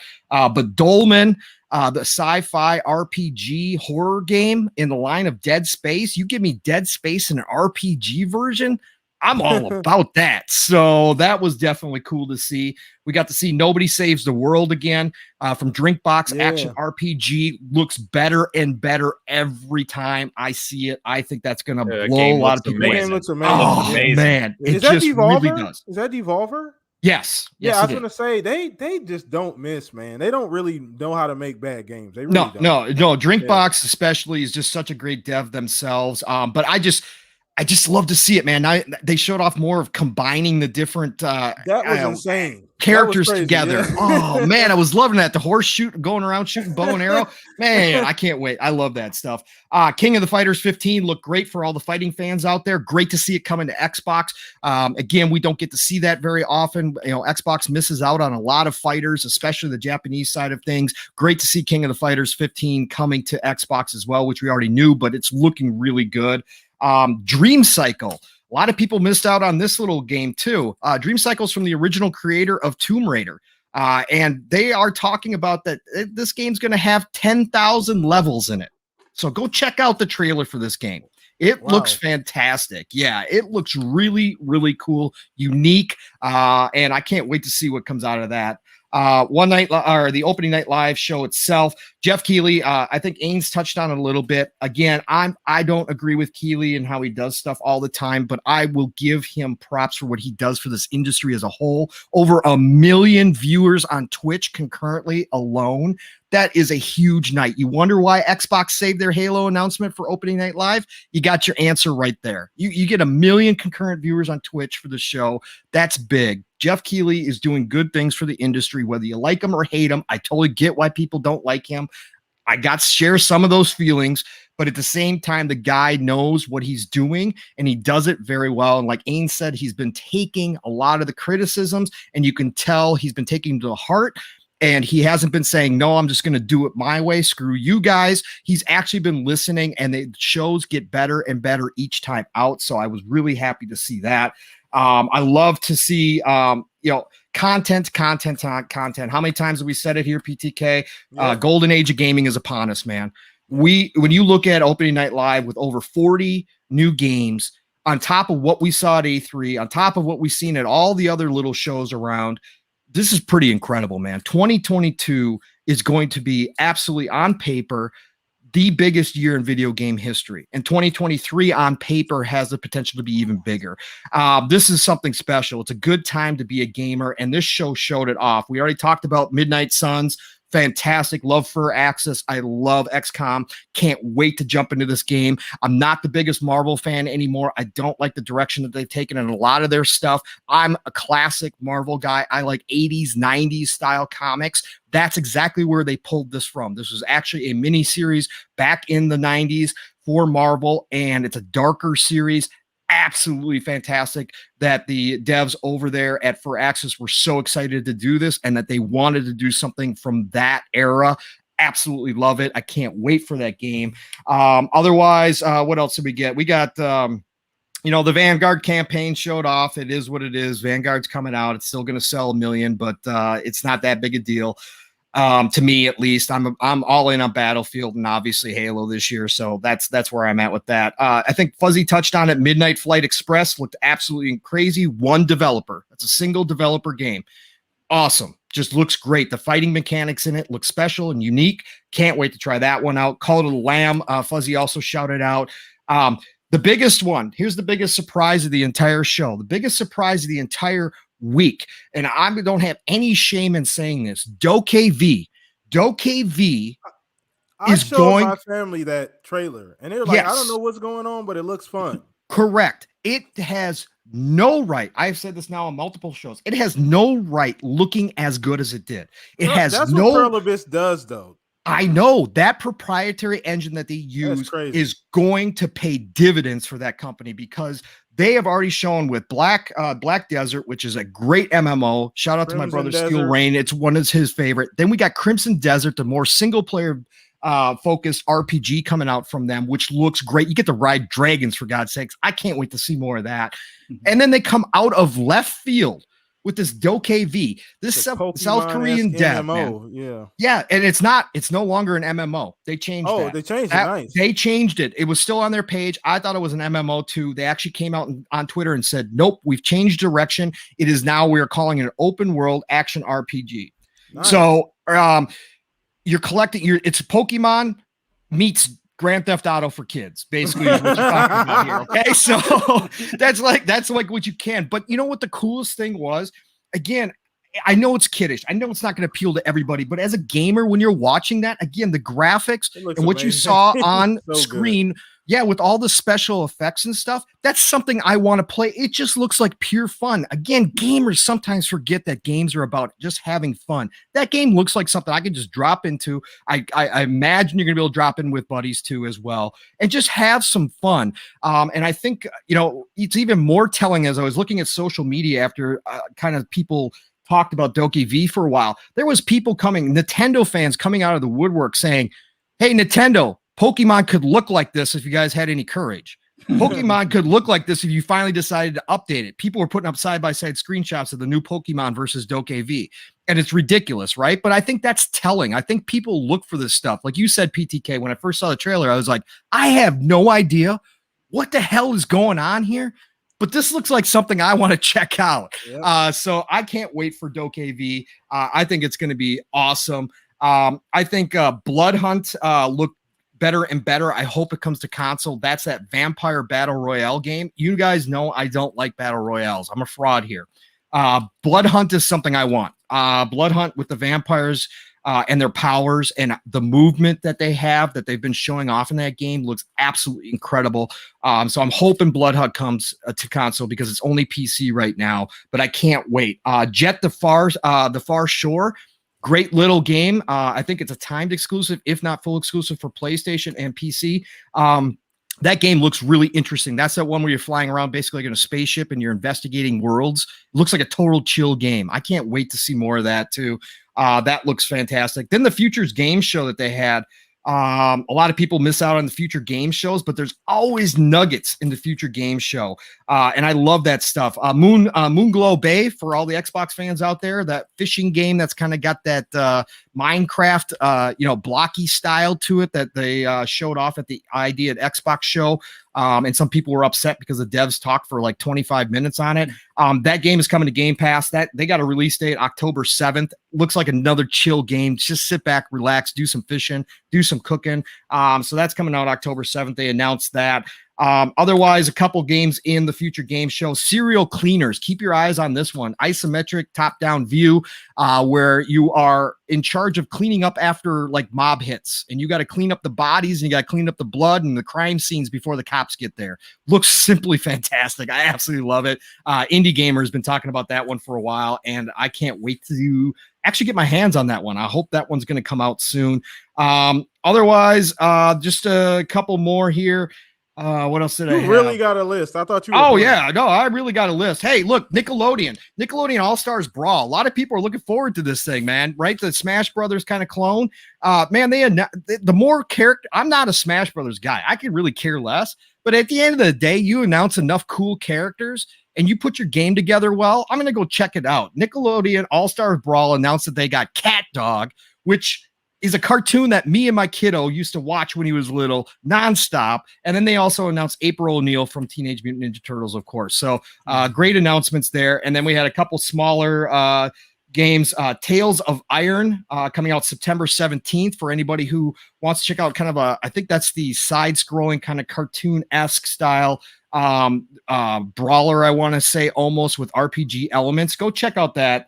That looks absolutely great. And then Gungrave Gore. Go check out the trailer. We don't know anything about the game, but some of us older gamers will remember Gungrave. It's also an anime and a manga.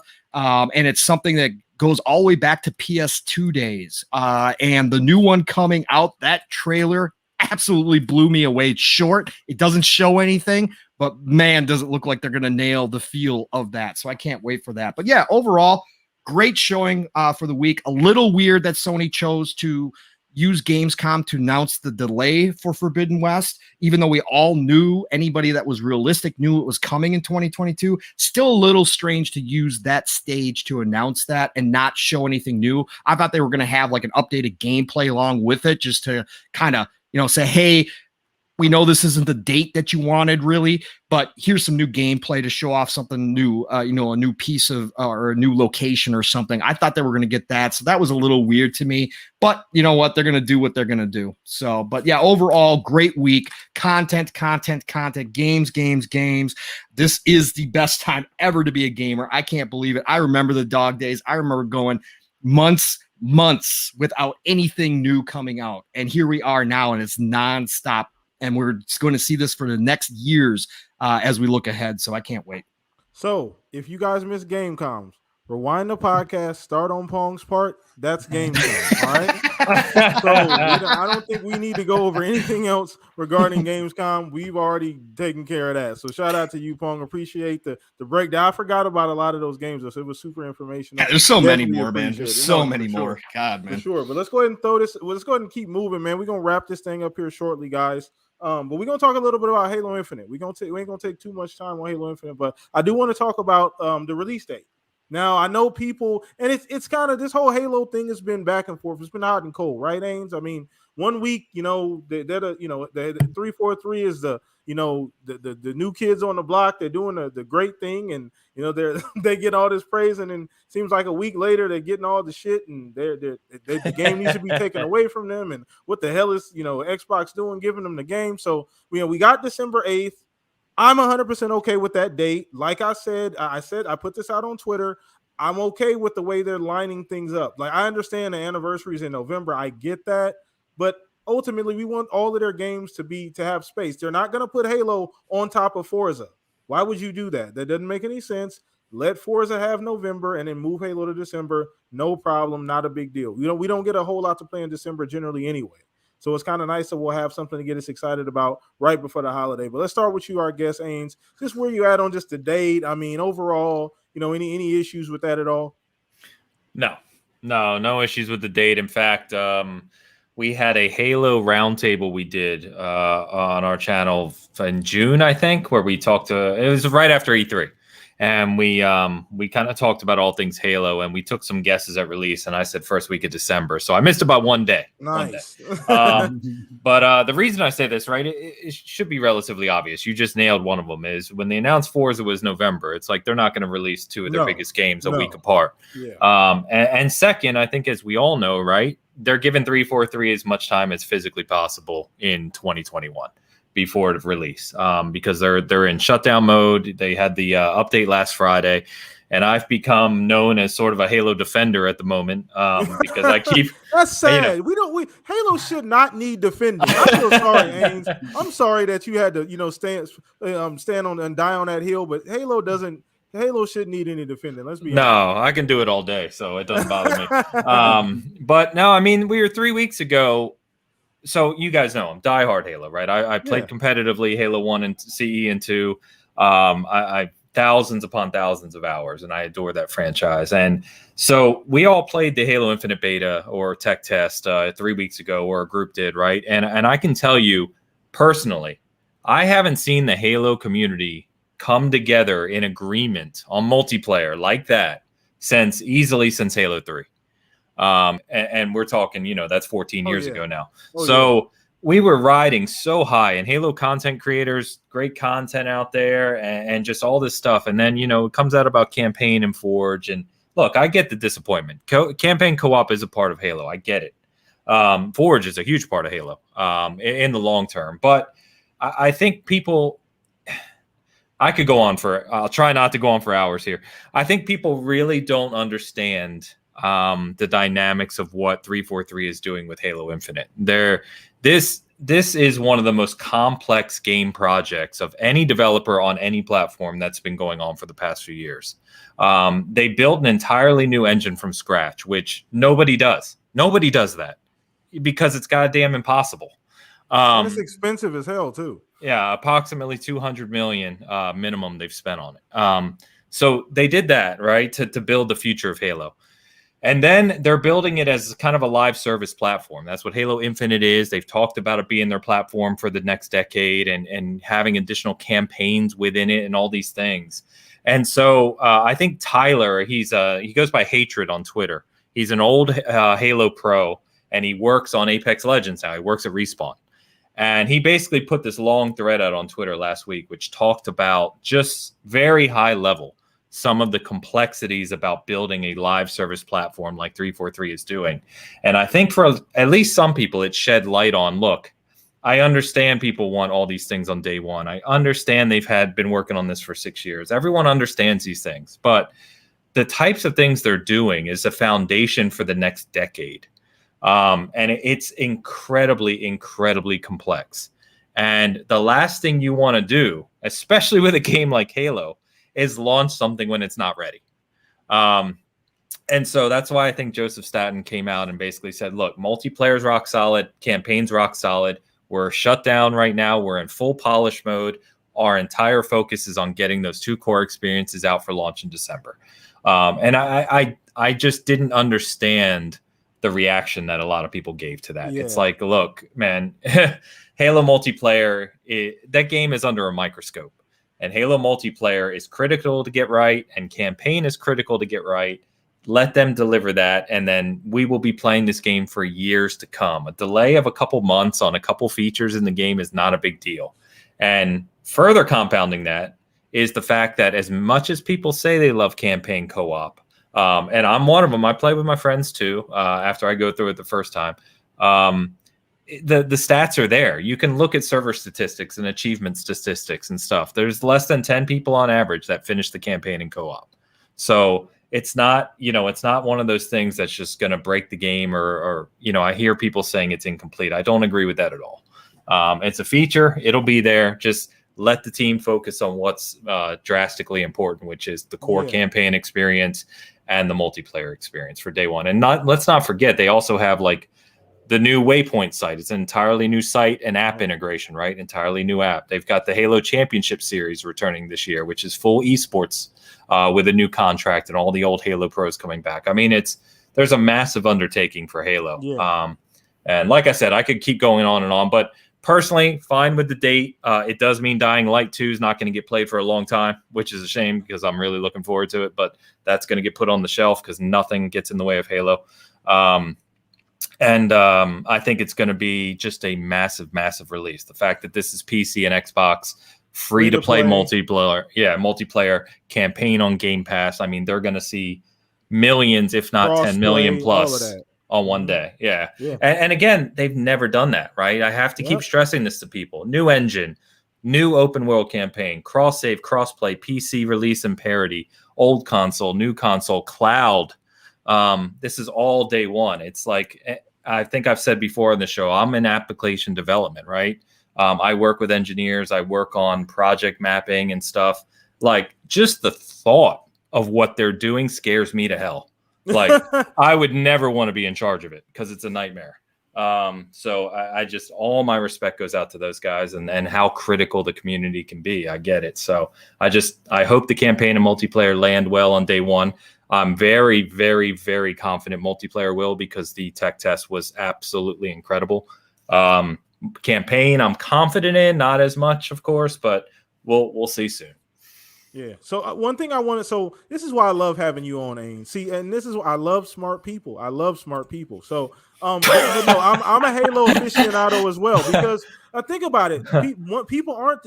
This game is fundamentally different than any other Halo. Everything is new. Like, they have to build everything new. Yeah. And that's the point people are missing. This is not a traditional Halo release. It's not like they got a 10-year plan. When has there ever been a 10-year plan for a Halo game? Never. There's never been a 10-year plan. That's Destiny. That's not Halo. Actually, You know what I'm saying? I'm glad you brought up Destiny because someone actually brought that up to me. It's like, well, look how good Destiny's doing. I'm like, yeah, look how good it is doing. Yeah, It came out yeah. 8 years ago, and when it came out, it averaged a 6 in its Metacritic. So, you know, when Destiny launched, people forget what that game was like when it launched. It was missing a lot. It was missing a lot. That first year, before the DLC content came out, it was bare bones. Yes, It was bare bones. Yeah. So that just kind of proves the point, right? So just, again, get the core experience, which is already going to be a huge experience. I mean, you're talking about a big open world campaign and kind of top tier multiplayer. That's gigantic. There's no other AAA giving you that. Let's be honest. There's no other AAA game giving you that. Like, there's no other AAA game out here. No, the only thing I told someone, the only thing that even comes close in terms of what they deliver on in terms of a total package is Call of Duty. But the problem is Call of Duty, I think we all know, it's the same engine, a lot of the same mechanics. They have more employees. Every single Activision studio is a Call of Duty studio now. And a lot of all the net code, all of the server structure, everything they do on an annual basis is shared. It's just, it's reused. And their campaigns are linear and anywhere between 4 to 6 hours typically. Yeah. So it's not a 1-to-1. I mean, what 343 is doing is literally monumental, and I don't say that sparingly. It really is. All right, so let's go ahead and throw this over to you, Fuzz. We've talked about this in Ains. Just to reiterate a lot of your points, but a lot of that stuff people aren't even considering. People don't like to have those discussions because it's easy to say, "Oh, well, look at the delays, look at some of the things we're missing." You got to take everything into context, man. They went from Craig. Remember, last year it was Craig. That's true. Last year it was Craig. They went from Craig to that tech test. That's amazing in like 11 months. Like, come on now, people. Let's be a little bit more, let's be a little bit more realistic. But go ahead, Fuzz. Were you at just the Halo release date and just kind of wrap things up here? I'm fine with it, with the exception of I'll probably play Dying Light 2 ahead of it. Now, a little bit of backstory. Came from PS3 to Xbox, and I always wondered why was there so much, excitement and enthusiasm about Halo when I was on PlayStation. Never once really was curious as far as what it was about. Now, after having my Xbox now for 6 or 7 years, and having the new Series X, playing Halo 5, and then actually enjoying the campaign, looking forward to this one. Although, like I said, I will probably play Dying Light nonstop for at least a couple of weeks, at least to, get to max level and stuff like that. But fine with it being in December. Otherwise, it would have been nice for anniversary's sake, but it's not like we're married to this game. Meeting an anniversary isn't that big of a deal. And besides, they have the console and the controller. If you were lucky enough to be able to get the pre-orders in, but outside of that, I'm fine with it. I think the big thing now is we just gotta kind of pace ourselves, because the floodgates have already unleashed as far as games that are coming to our console, or at least Xbox in these next few months and beyond. But December's fine. December 8th works. Anniversaries are great in real life, but for games, it would, we could probably see another tech test or a demo or something. Maybe even a new updated, campaign trailer on the anniversary, because and that would be fine. I at least from my standpoint. But everything is good with that. I'm not as big on the co-op aspect. Was looking to try it, but I can wait. There's so much other stuff that I can be doing in that game or on multiplayer itself that I don't need to be, making my own matches or kind of modes and things like that with Forge or anything like that. Like, I don't even think I use Forge with 5 other than playing with my kids, and all they wanted to do was basically do like their version of Grand Theft Auto and steal the Pelicans and things like that. But yeah, that it's fine by me, and I hope that everybody else could just be as patient come December, and that's it. All right. Well, so one thing here that I want to highlight about Halo as well is that it's very important that we understand something about Halo. We need this. We need, well, just like every game. Obviously, we need every game to come out and work properly. But I think Halo, for what they're trying to do and what they're trying to accomplish, it's funny because when you really think about it, the Master Chief Collection was kind of a beta. If you really think about, as far as like, I don't know, Fuzz, if it's not a 1-to-1, but I don't. Maybe you kind of get where I'm going with this, as far as the suite of features you got with the Master Chief Collection. You know what I mean? Like the package, the different games, you get all the different Halos and all the bells and whistles that came along with it. It kind of prepared them for a game of this size, like to do all these different things. I don't know if that for you, I don't know if you'd make that comparison, but do you think like something like what they went through with the Master Chief Collection is going to help them in this situation? Well, I think they know what to look for as far as like the online aspects and things like that, to make sure a lot of that stuff is flawless day one. And I think the tech tests, doing some stress tests in between now and then, will definitely have them. Master Chief Collection definitely prepared them, and I don't think they want to spend the next couple of years, No, patching stuff. Yeah, they won't do that. While the community's, eyeing them with daggers type of deal. But I think they're, at least from a playability standpoint, they're so much better prepared in comparison, and the scope of things I think are more in tune, and that's why I think they're able to recognize that, hey, the co-op aspect, it's not going to be 100%. We don't want people to try it and be like, well, how come I can't do any co-op? Or, this guy keeps dropping out every time I send him an invite. I don't think they want any of that smoke. So I think it's better to postpone something that you can't have 100% or have it at the quality that they want to show from this point moving forward. So I think it just comes down to them being seasoned after, the Master Chief Collection, knowing some of the complaints and the gripes from people over the years until they got a lot of things ironed out. And I don't think they want any of those same problems or history to repeat itself. I think they'll have the core of the game, both campaign and multiplayer, pretty much up to snuff to everybody's standard and liking. Okay. No, I agree 100%. Let's go ahead and throw this over to you, Pong. Get your opinion on Halo, then we'll wrap this thing up with Centurion. Yeah. Again, as always, like I say, I always give the disclaimer up front to casual Halo fan here, so definitely not hardcore like Ains or yourself, PTK. So I come from different angles. I have stated my opinions on this on so many shows at this point. I think everybody's heard probably where I'm at.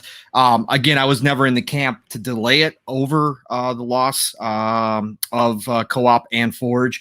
I definitely think it needed to come out this year, so I'm happy it is coming out this year. They now have set the date.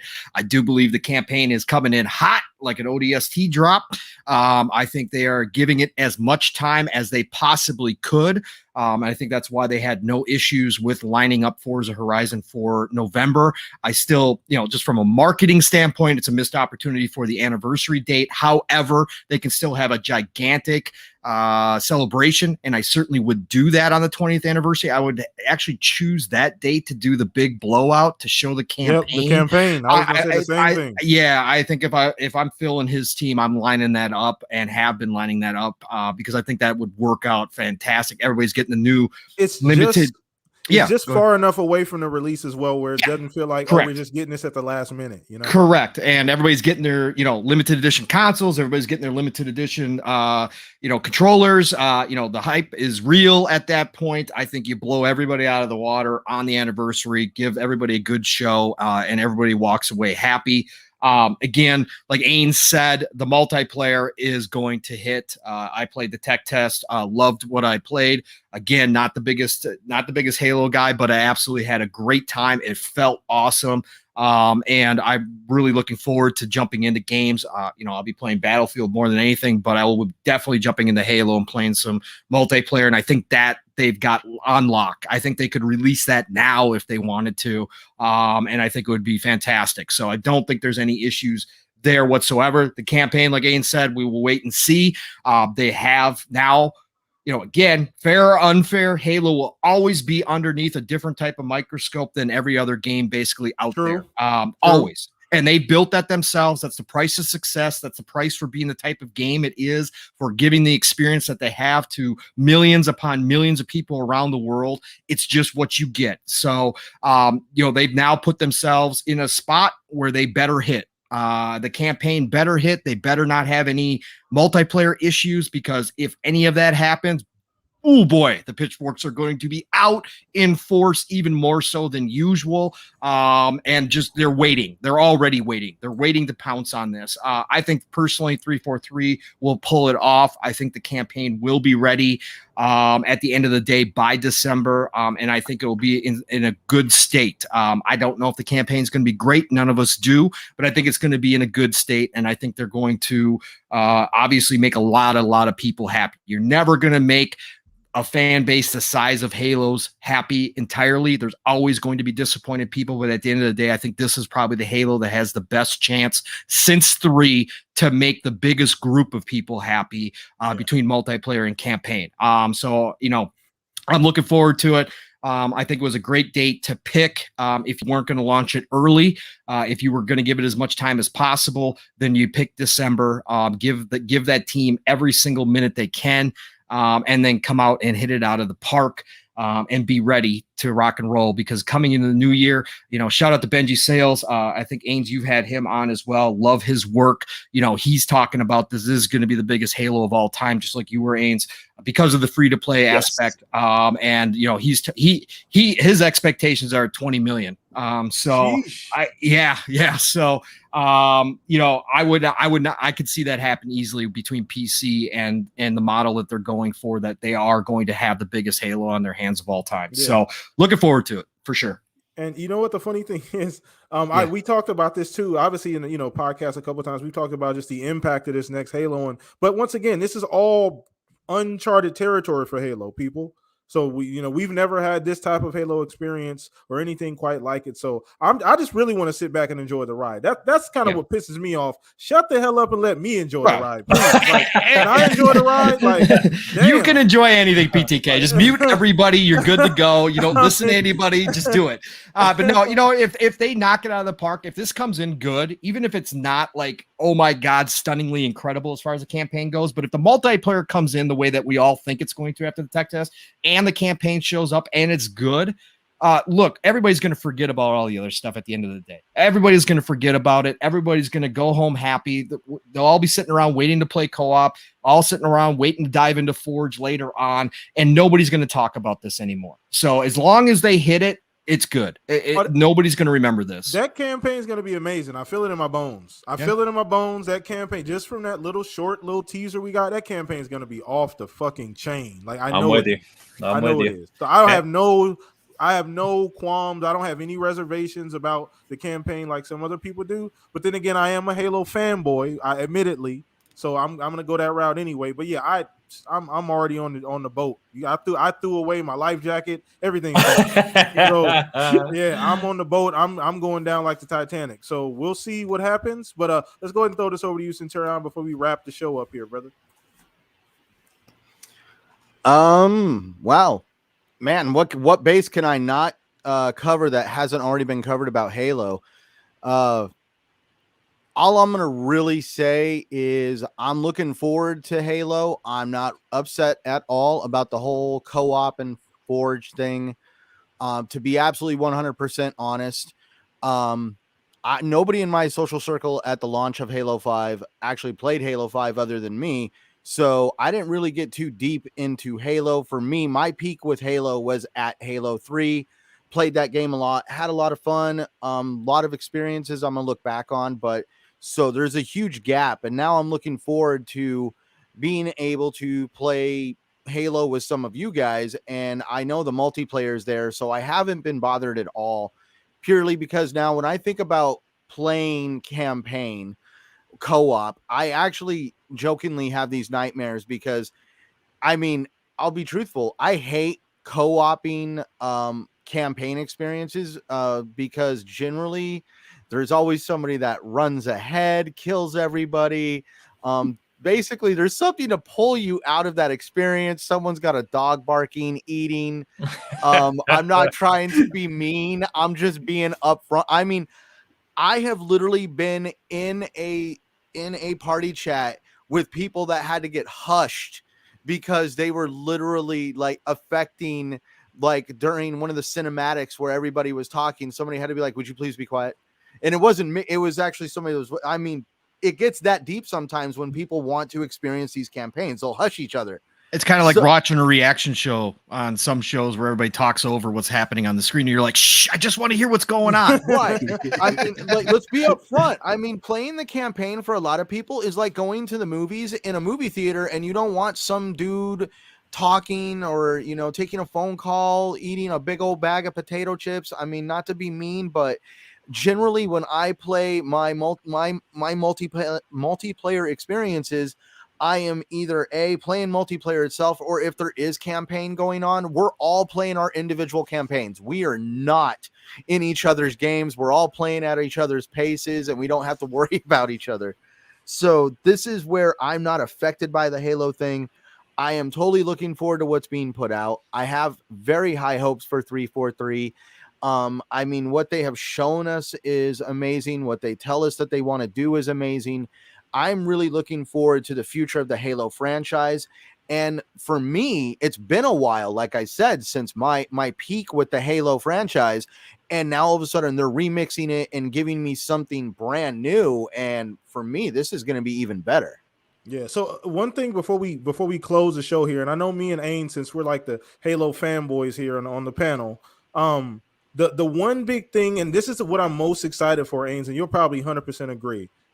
The universe, the 10-year plan means we may get to play around inside the vast universe of Halo, not just Master Chief's story, because people don't realize Halo's universe is as big as Star Wars. When you include the books, you include the lore, it's a massive universe. There's a lot of people, there's a lot of other characters that are very important, and being able to explore the rest of the Halo universe is something that I never thought we'd be able to do, because it's always been tied to Master Chief, even though the literature, as well as like, you know, graphic novels, things like that, are not just tied to him.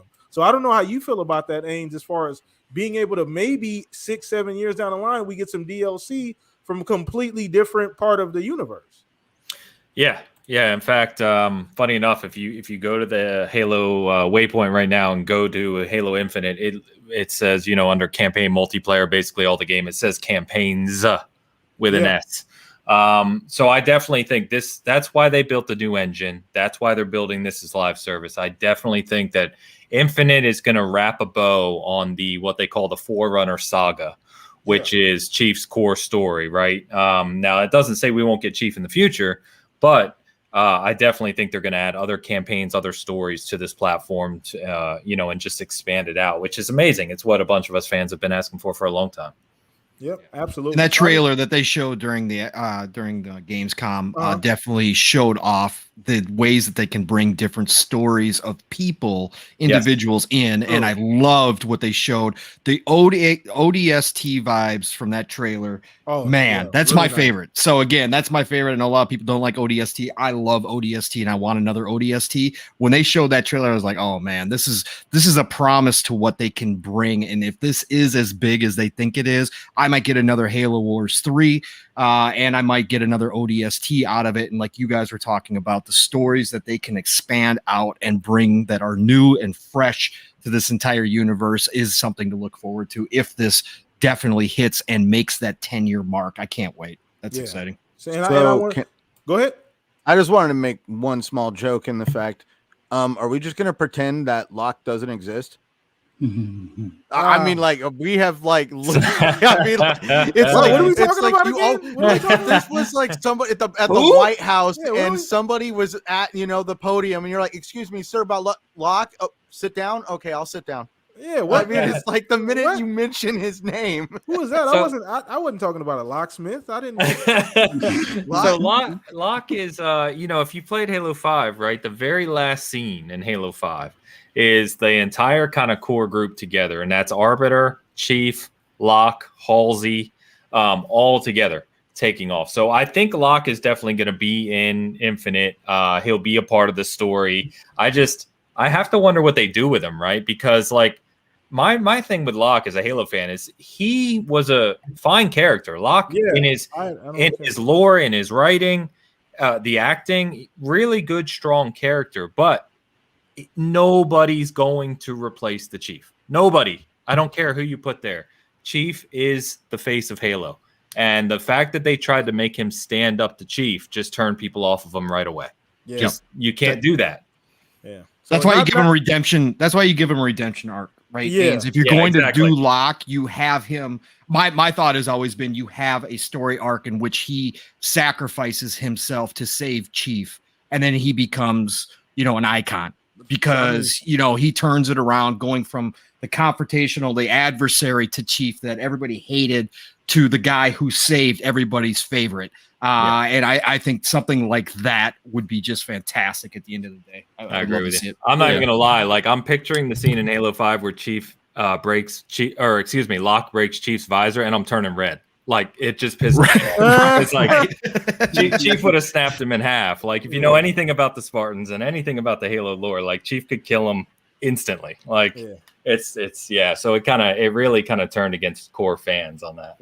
So it's interesting. No, it's just kind of cool to think about the possibility. Drum up some emotion. No. It's all God good. damn it. Interesting. It's like I'm gonna drop a 4-letter word. No, it's all good. It's all good, man. It's all good. But we're gonna go ahead and wrap the show up on that one, man. It's been an amazing show, almost 2 hours, man. First show back after a 3-week hiatus, man. The chat was live, the panel was live. We appreciate you guys' continued support. The super chats, everybody that was here watching live, please retweet the show.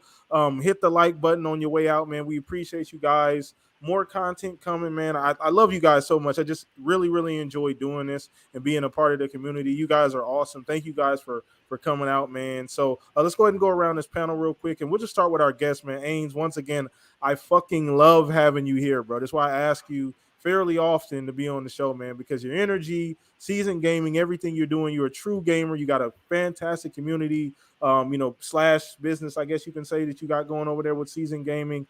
Just a bunch of cool gamers doing the right thing. Great reviews, man. I can't say enough about you. I really can't. I'm just good. I'm going on and on, but let everybody know what's going on with you, brother, where they can find you at. And once again, we'd love to have you back, as always. Yeah, man, you guys are too kind. Seriously. I appreciate it. I don't take compliments well, so all I can say is I appreciate it. And thank you guys. It's always fun hanging out with you. Seriously, I love hanging out on the show. Now that our show's moved, hopefully we can do it more. It used to be kind of a pain where I'd end and a few hours later you were starting, and I'm like, I can't do it. But so maybe we can do it more often. Thanks for the invite, guys. It's been great fun chatting with you. Just seasongaming.com. You guys already said it for me, so you can find everything there, man. All of our links to channels, reviews, articles, everything we do. I think you guys all know, probably people listening, we're all about positivity and just covering all games. Our mantra is kind of games, not platforms. So we are all just gamers. I mean, that's it, man. That's what it should all be about. Just, it's an enjoyment, right? So that's what we do. Stop by, say hi, and just appreciate the support. So thank you guys again.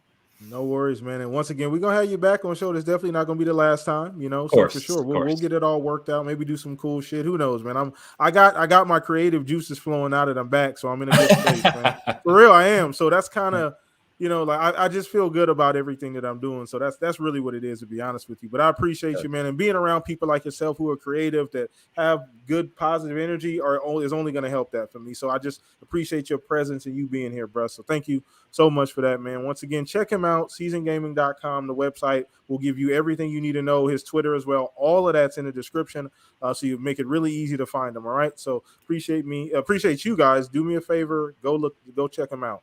Let's go ahead and get to my compadres here. Once again, shout out to Stag. I know he wasn't on the show, but shout out to my guy Stag, man. Hopefully he'll tune in a little bit later. We didn't miss you, brother. We didn't miss talking about you.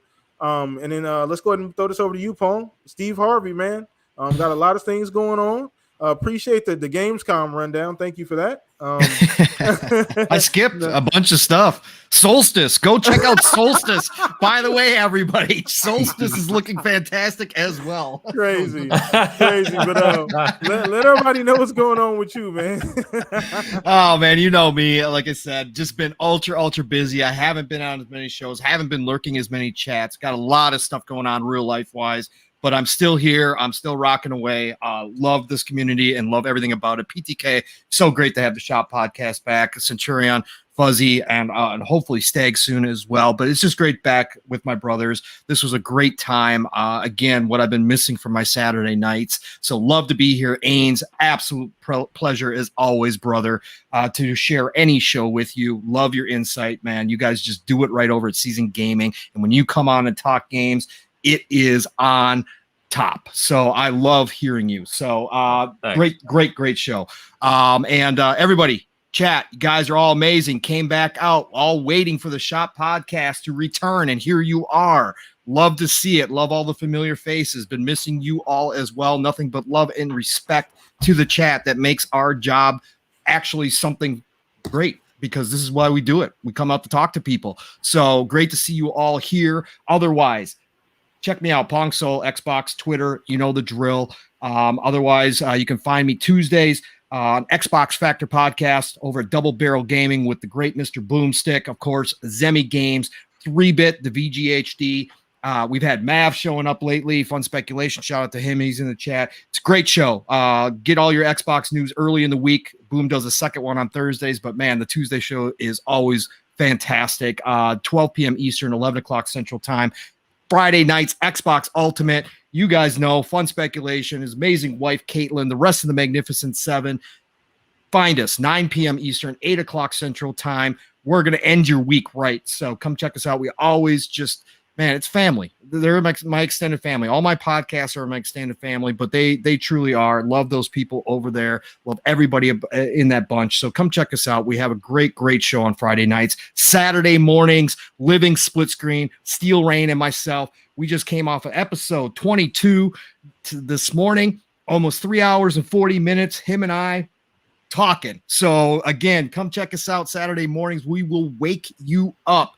That is at 10 p.m. or 9 p.m. 10 a.m. Eastern, 9 o'clock Central Time, 3 p.m. UK time. Living Split Screen, all one word. Absolutely loving what we got building over there. So come hear us Saturday mornings, and then otherwise, I'll see you guys next week. Next Saturday night, Shop Podcast. We'll be back again because we are back. That's right. Yeah. So, man, back again. Love you all. Again, play what you love what you play. It is the golden age of gaming. Ask anybody who's been around in this space for a long time, in the industry, playing games. It is really the best time to be a gamer, and I can't wait to see what else we got. But have a great weekend, everybody. Love you all. Peace out, man. Appreciate you guys. But we got two other people here. So, Centurion, let's go ahead and get over to you, brother. So appreciate you being here every single week, man. You're always like a I'm looking for the word, man. I just appreciate you every single week, man. You're always so considerate. You're here every single week. Super smart, a big gamer, man. But let everybody know what's going on with you. What's cooking up with the channel? Anything coming down the pipeline? Well, I'm like one of those things that just doesn't go away, right? I'm like a cat. It'd be like, how did it find its way home? Anyways, so for those interested in finding me, you could find me at Centurion1307, Twitter, Xbox Live, and of course YouTube. Currently, I have a video posted up on Atomic Heart.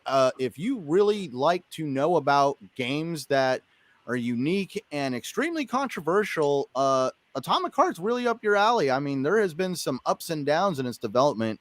I don't know if you checked it out, PTK, but I don't know if you get into experiences like that, but it's pretty interesting to watch when you really see how the development's gone.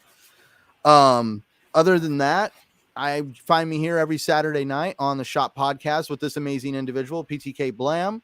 You can also find me over on the TXR Podcast every Sunday night.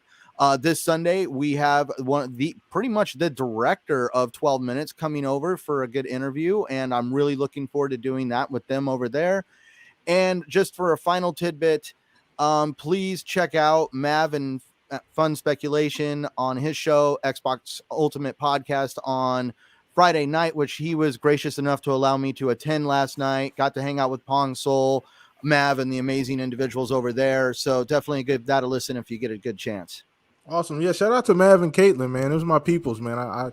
They're really good people. They put on a fantastic show. So last but not least, we're going to let the guys smooth this thing out. We've all been missing this. This is actually what we come here for in reality. So I know you guys have been missing the chat, but yeah, last but not least, Mr. FuzzyBelvedere, man. Let everybody know what's cooking up. Awesome to be back with you guys. It was great having Ains on here. Great conversation on gaming. Good to always catch up with you guys, and it's just been awesome this evening. And sorry about the NASCAR racing in the background. They pretty much were racing all race to come to a big crash at the end. So if you're a NASCAR fan, Daytona was pretty fun. But outside of that, man, it's just we're at like the golden age of gaming, right, Pong? Man, Yes, there's sir. just so much stuff out there now that all this console war stuff needs to go away and just get back at playing games again and enjoying yourself. There's just so much out there to enjoy. But so awesome to be on here with you guys. As always, you can catch me on Twitter at fuzzy_Belvedere or on PSN at fuzzy_Belvedere or Xbox Live, fuzzy_Belvedere. Lately, I haven't been playing much Forza, but playing pretty much everything from 12 minutes to Ascent to, even Assassin's Creed and Psychonauts and a whole bunch of other stuff. So, and I got to get back to Ghost of Tsushima because I didn't pay the new console tax for the controller upgrades and stuff, but that game was awesome to begin with when I was playing it on my base PS4, and it still looks awesome on my PS5. So if you didn't pick up Ghost of Tsushima or haven't played it prior, definitely pick it up with this new expansion and stuff. But thanks for everybody that came out. Chat was awesome. You guys are always awesome. Always appreciate chatting with you guys. Awesome. And last but not least, your boy PTK Blam across the board, man. Come holler at me, PTK Blam on Twitter, Xbox Live, PTK Blam as well, man. So we'll have another guest next week, same time, same place. You and guys, please enjoy the rest of your weekend. We greatly appreciate you guys hanging out with us. Like I said before, you guys are awesome and amazing, and this is why we do this, But once again, same time, same place next week. Enjoy your night, enjoy your weekend. Please be safe. Peace out, everyone.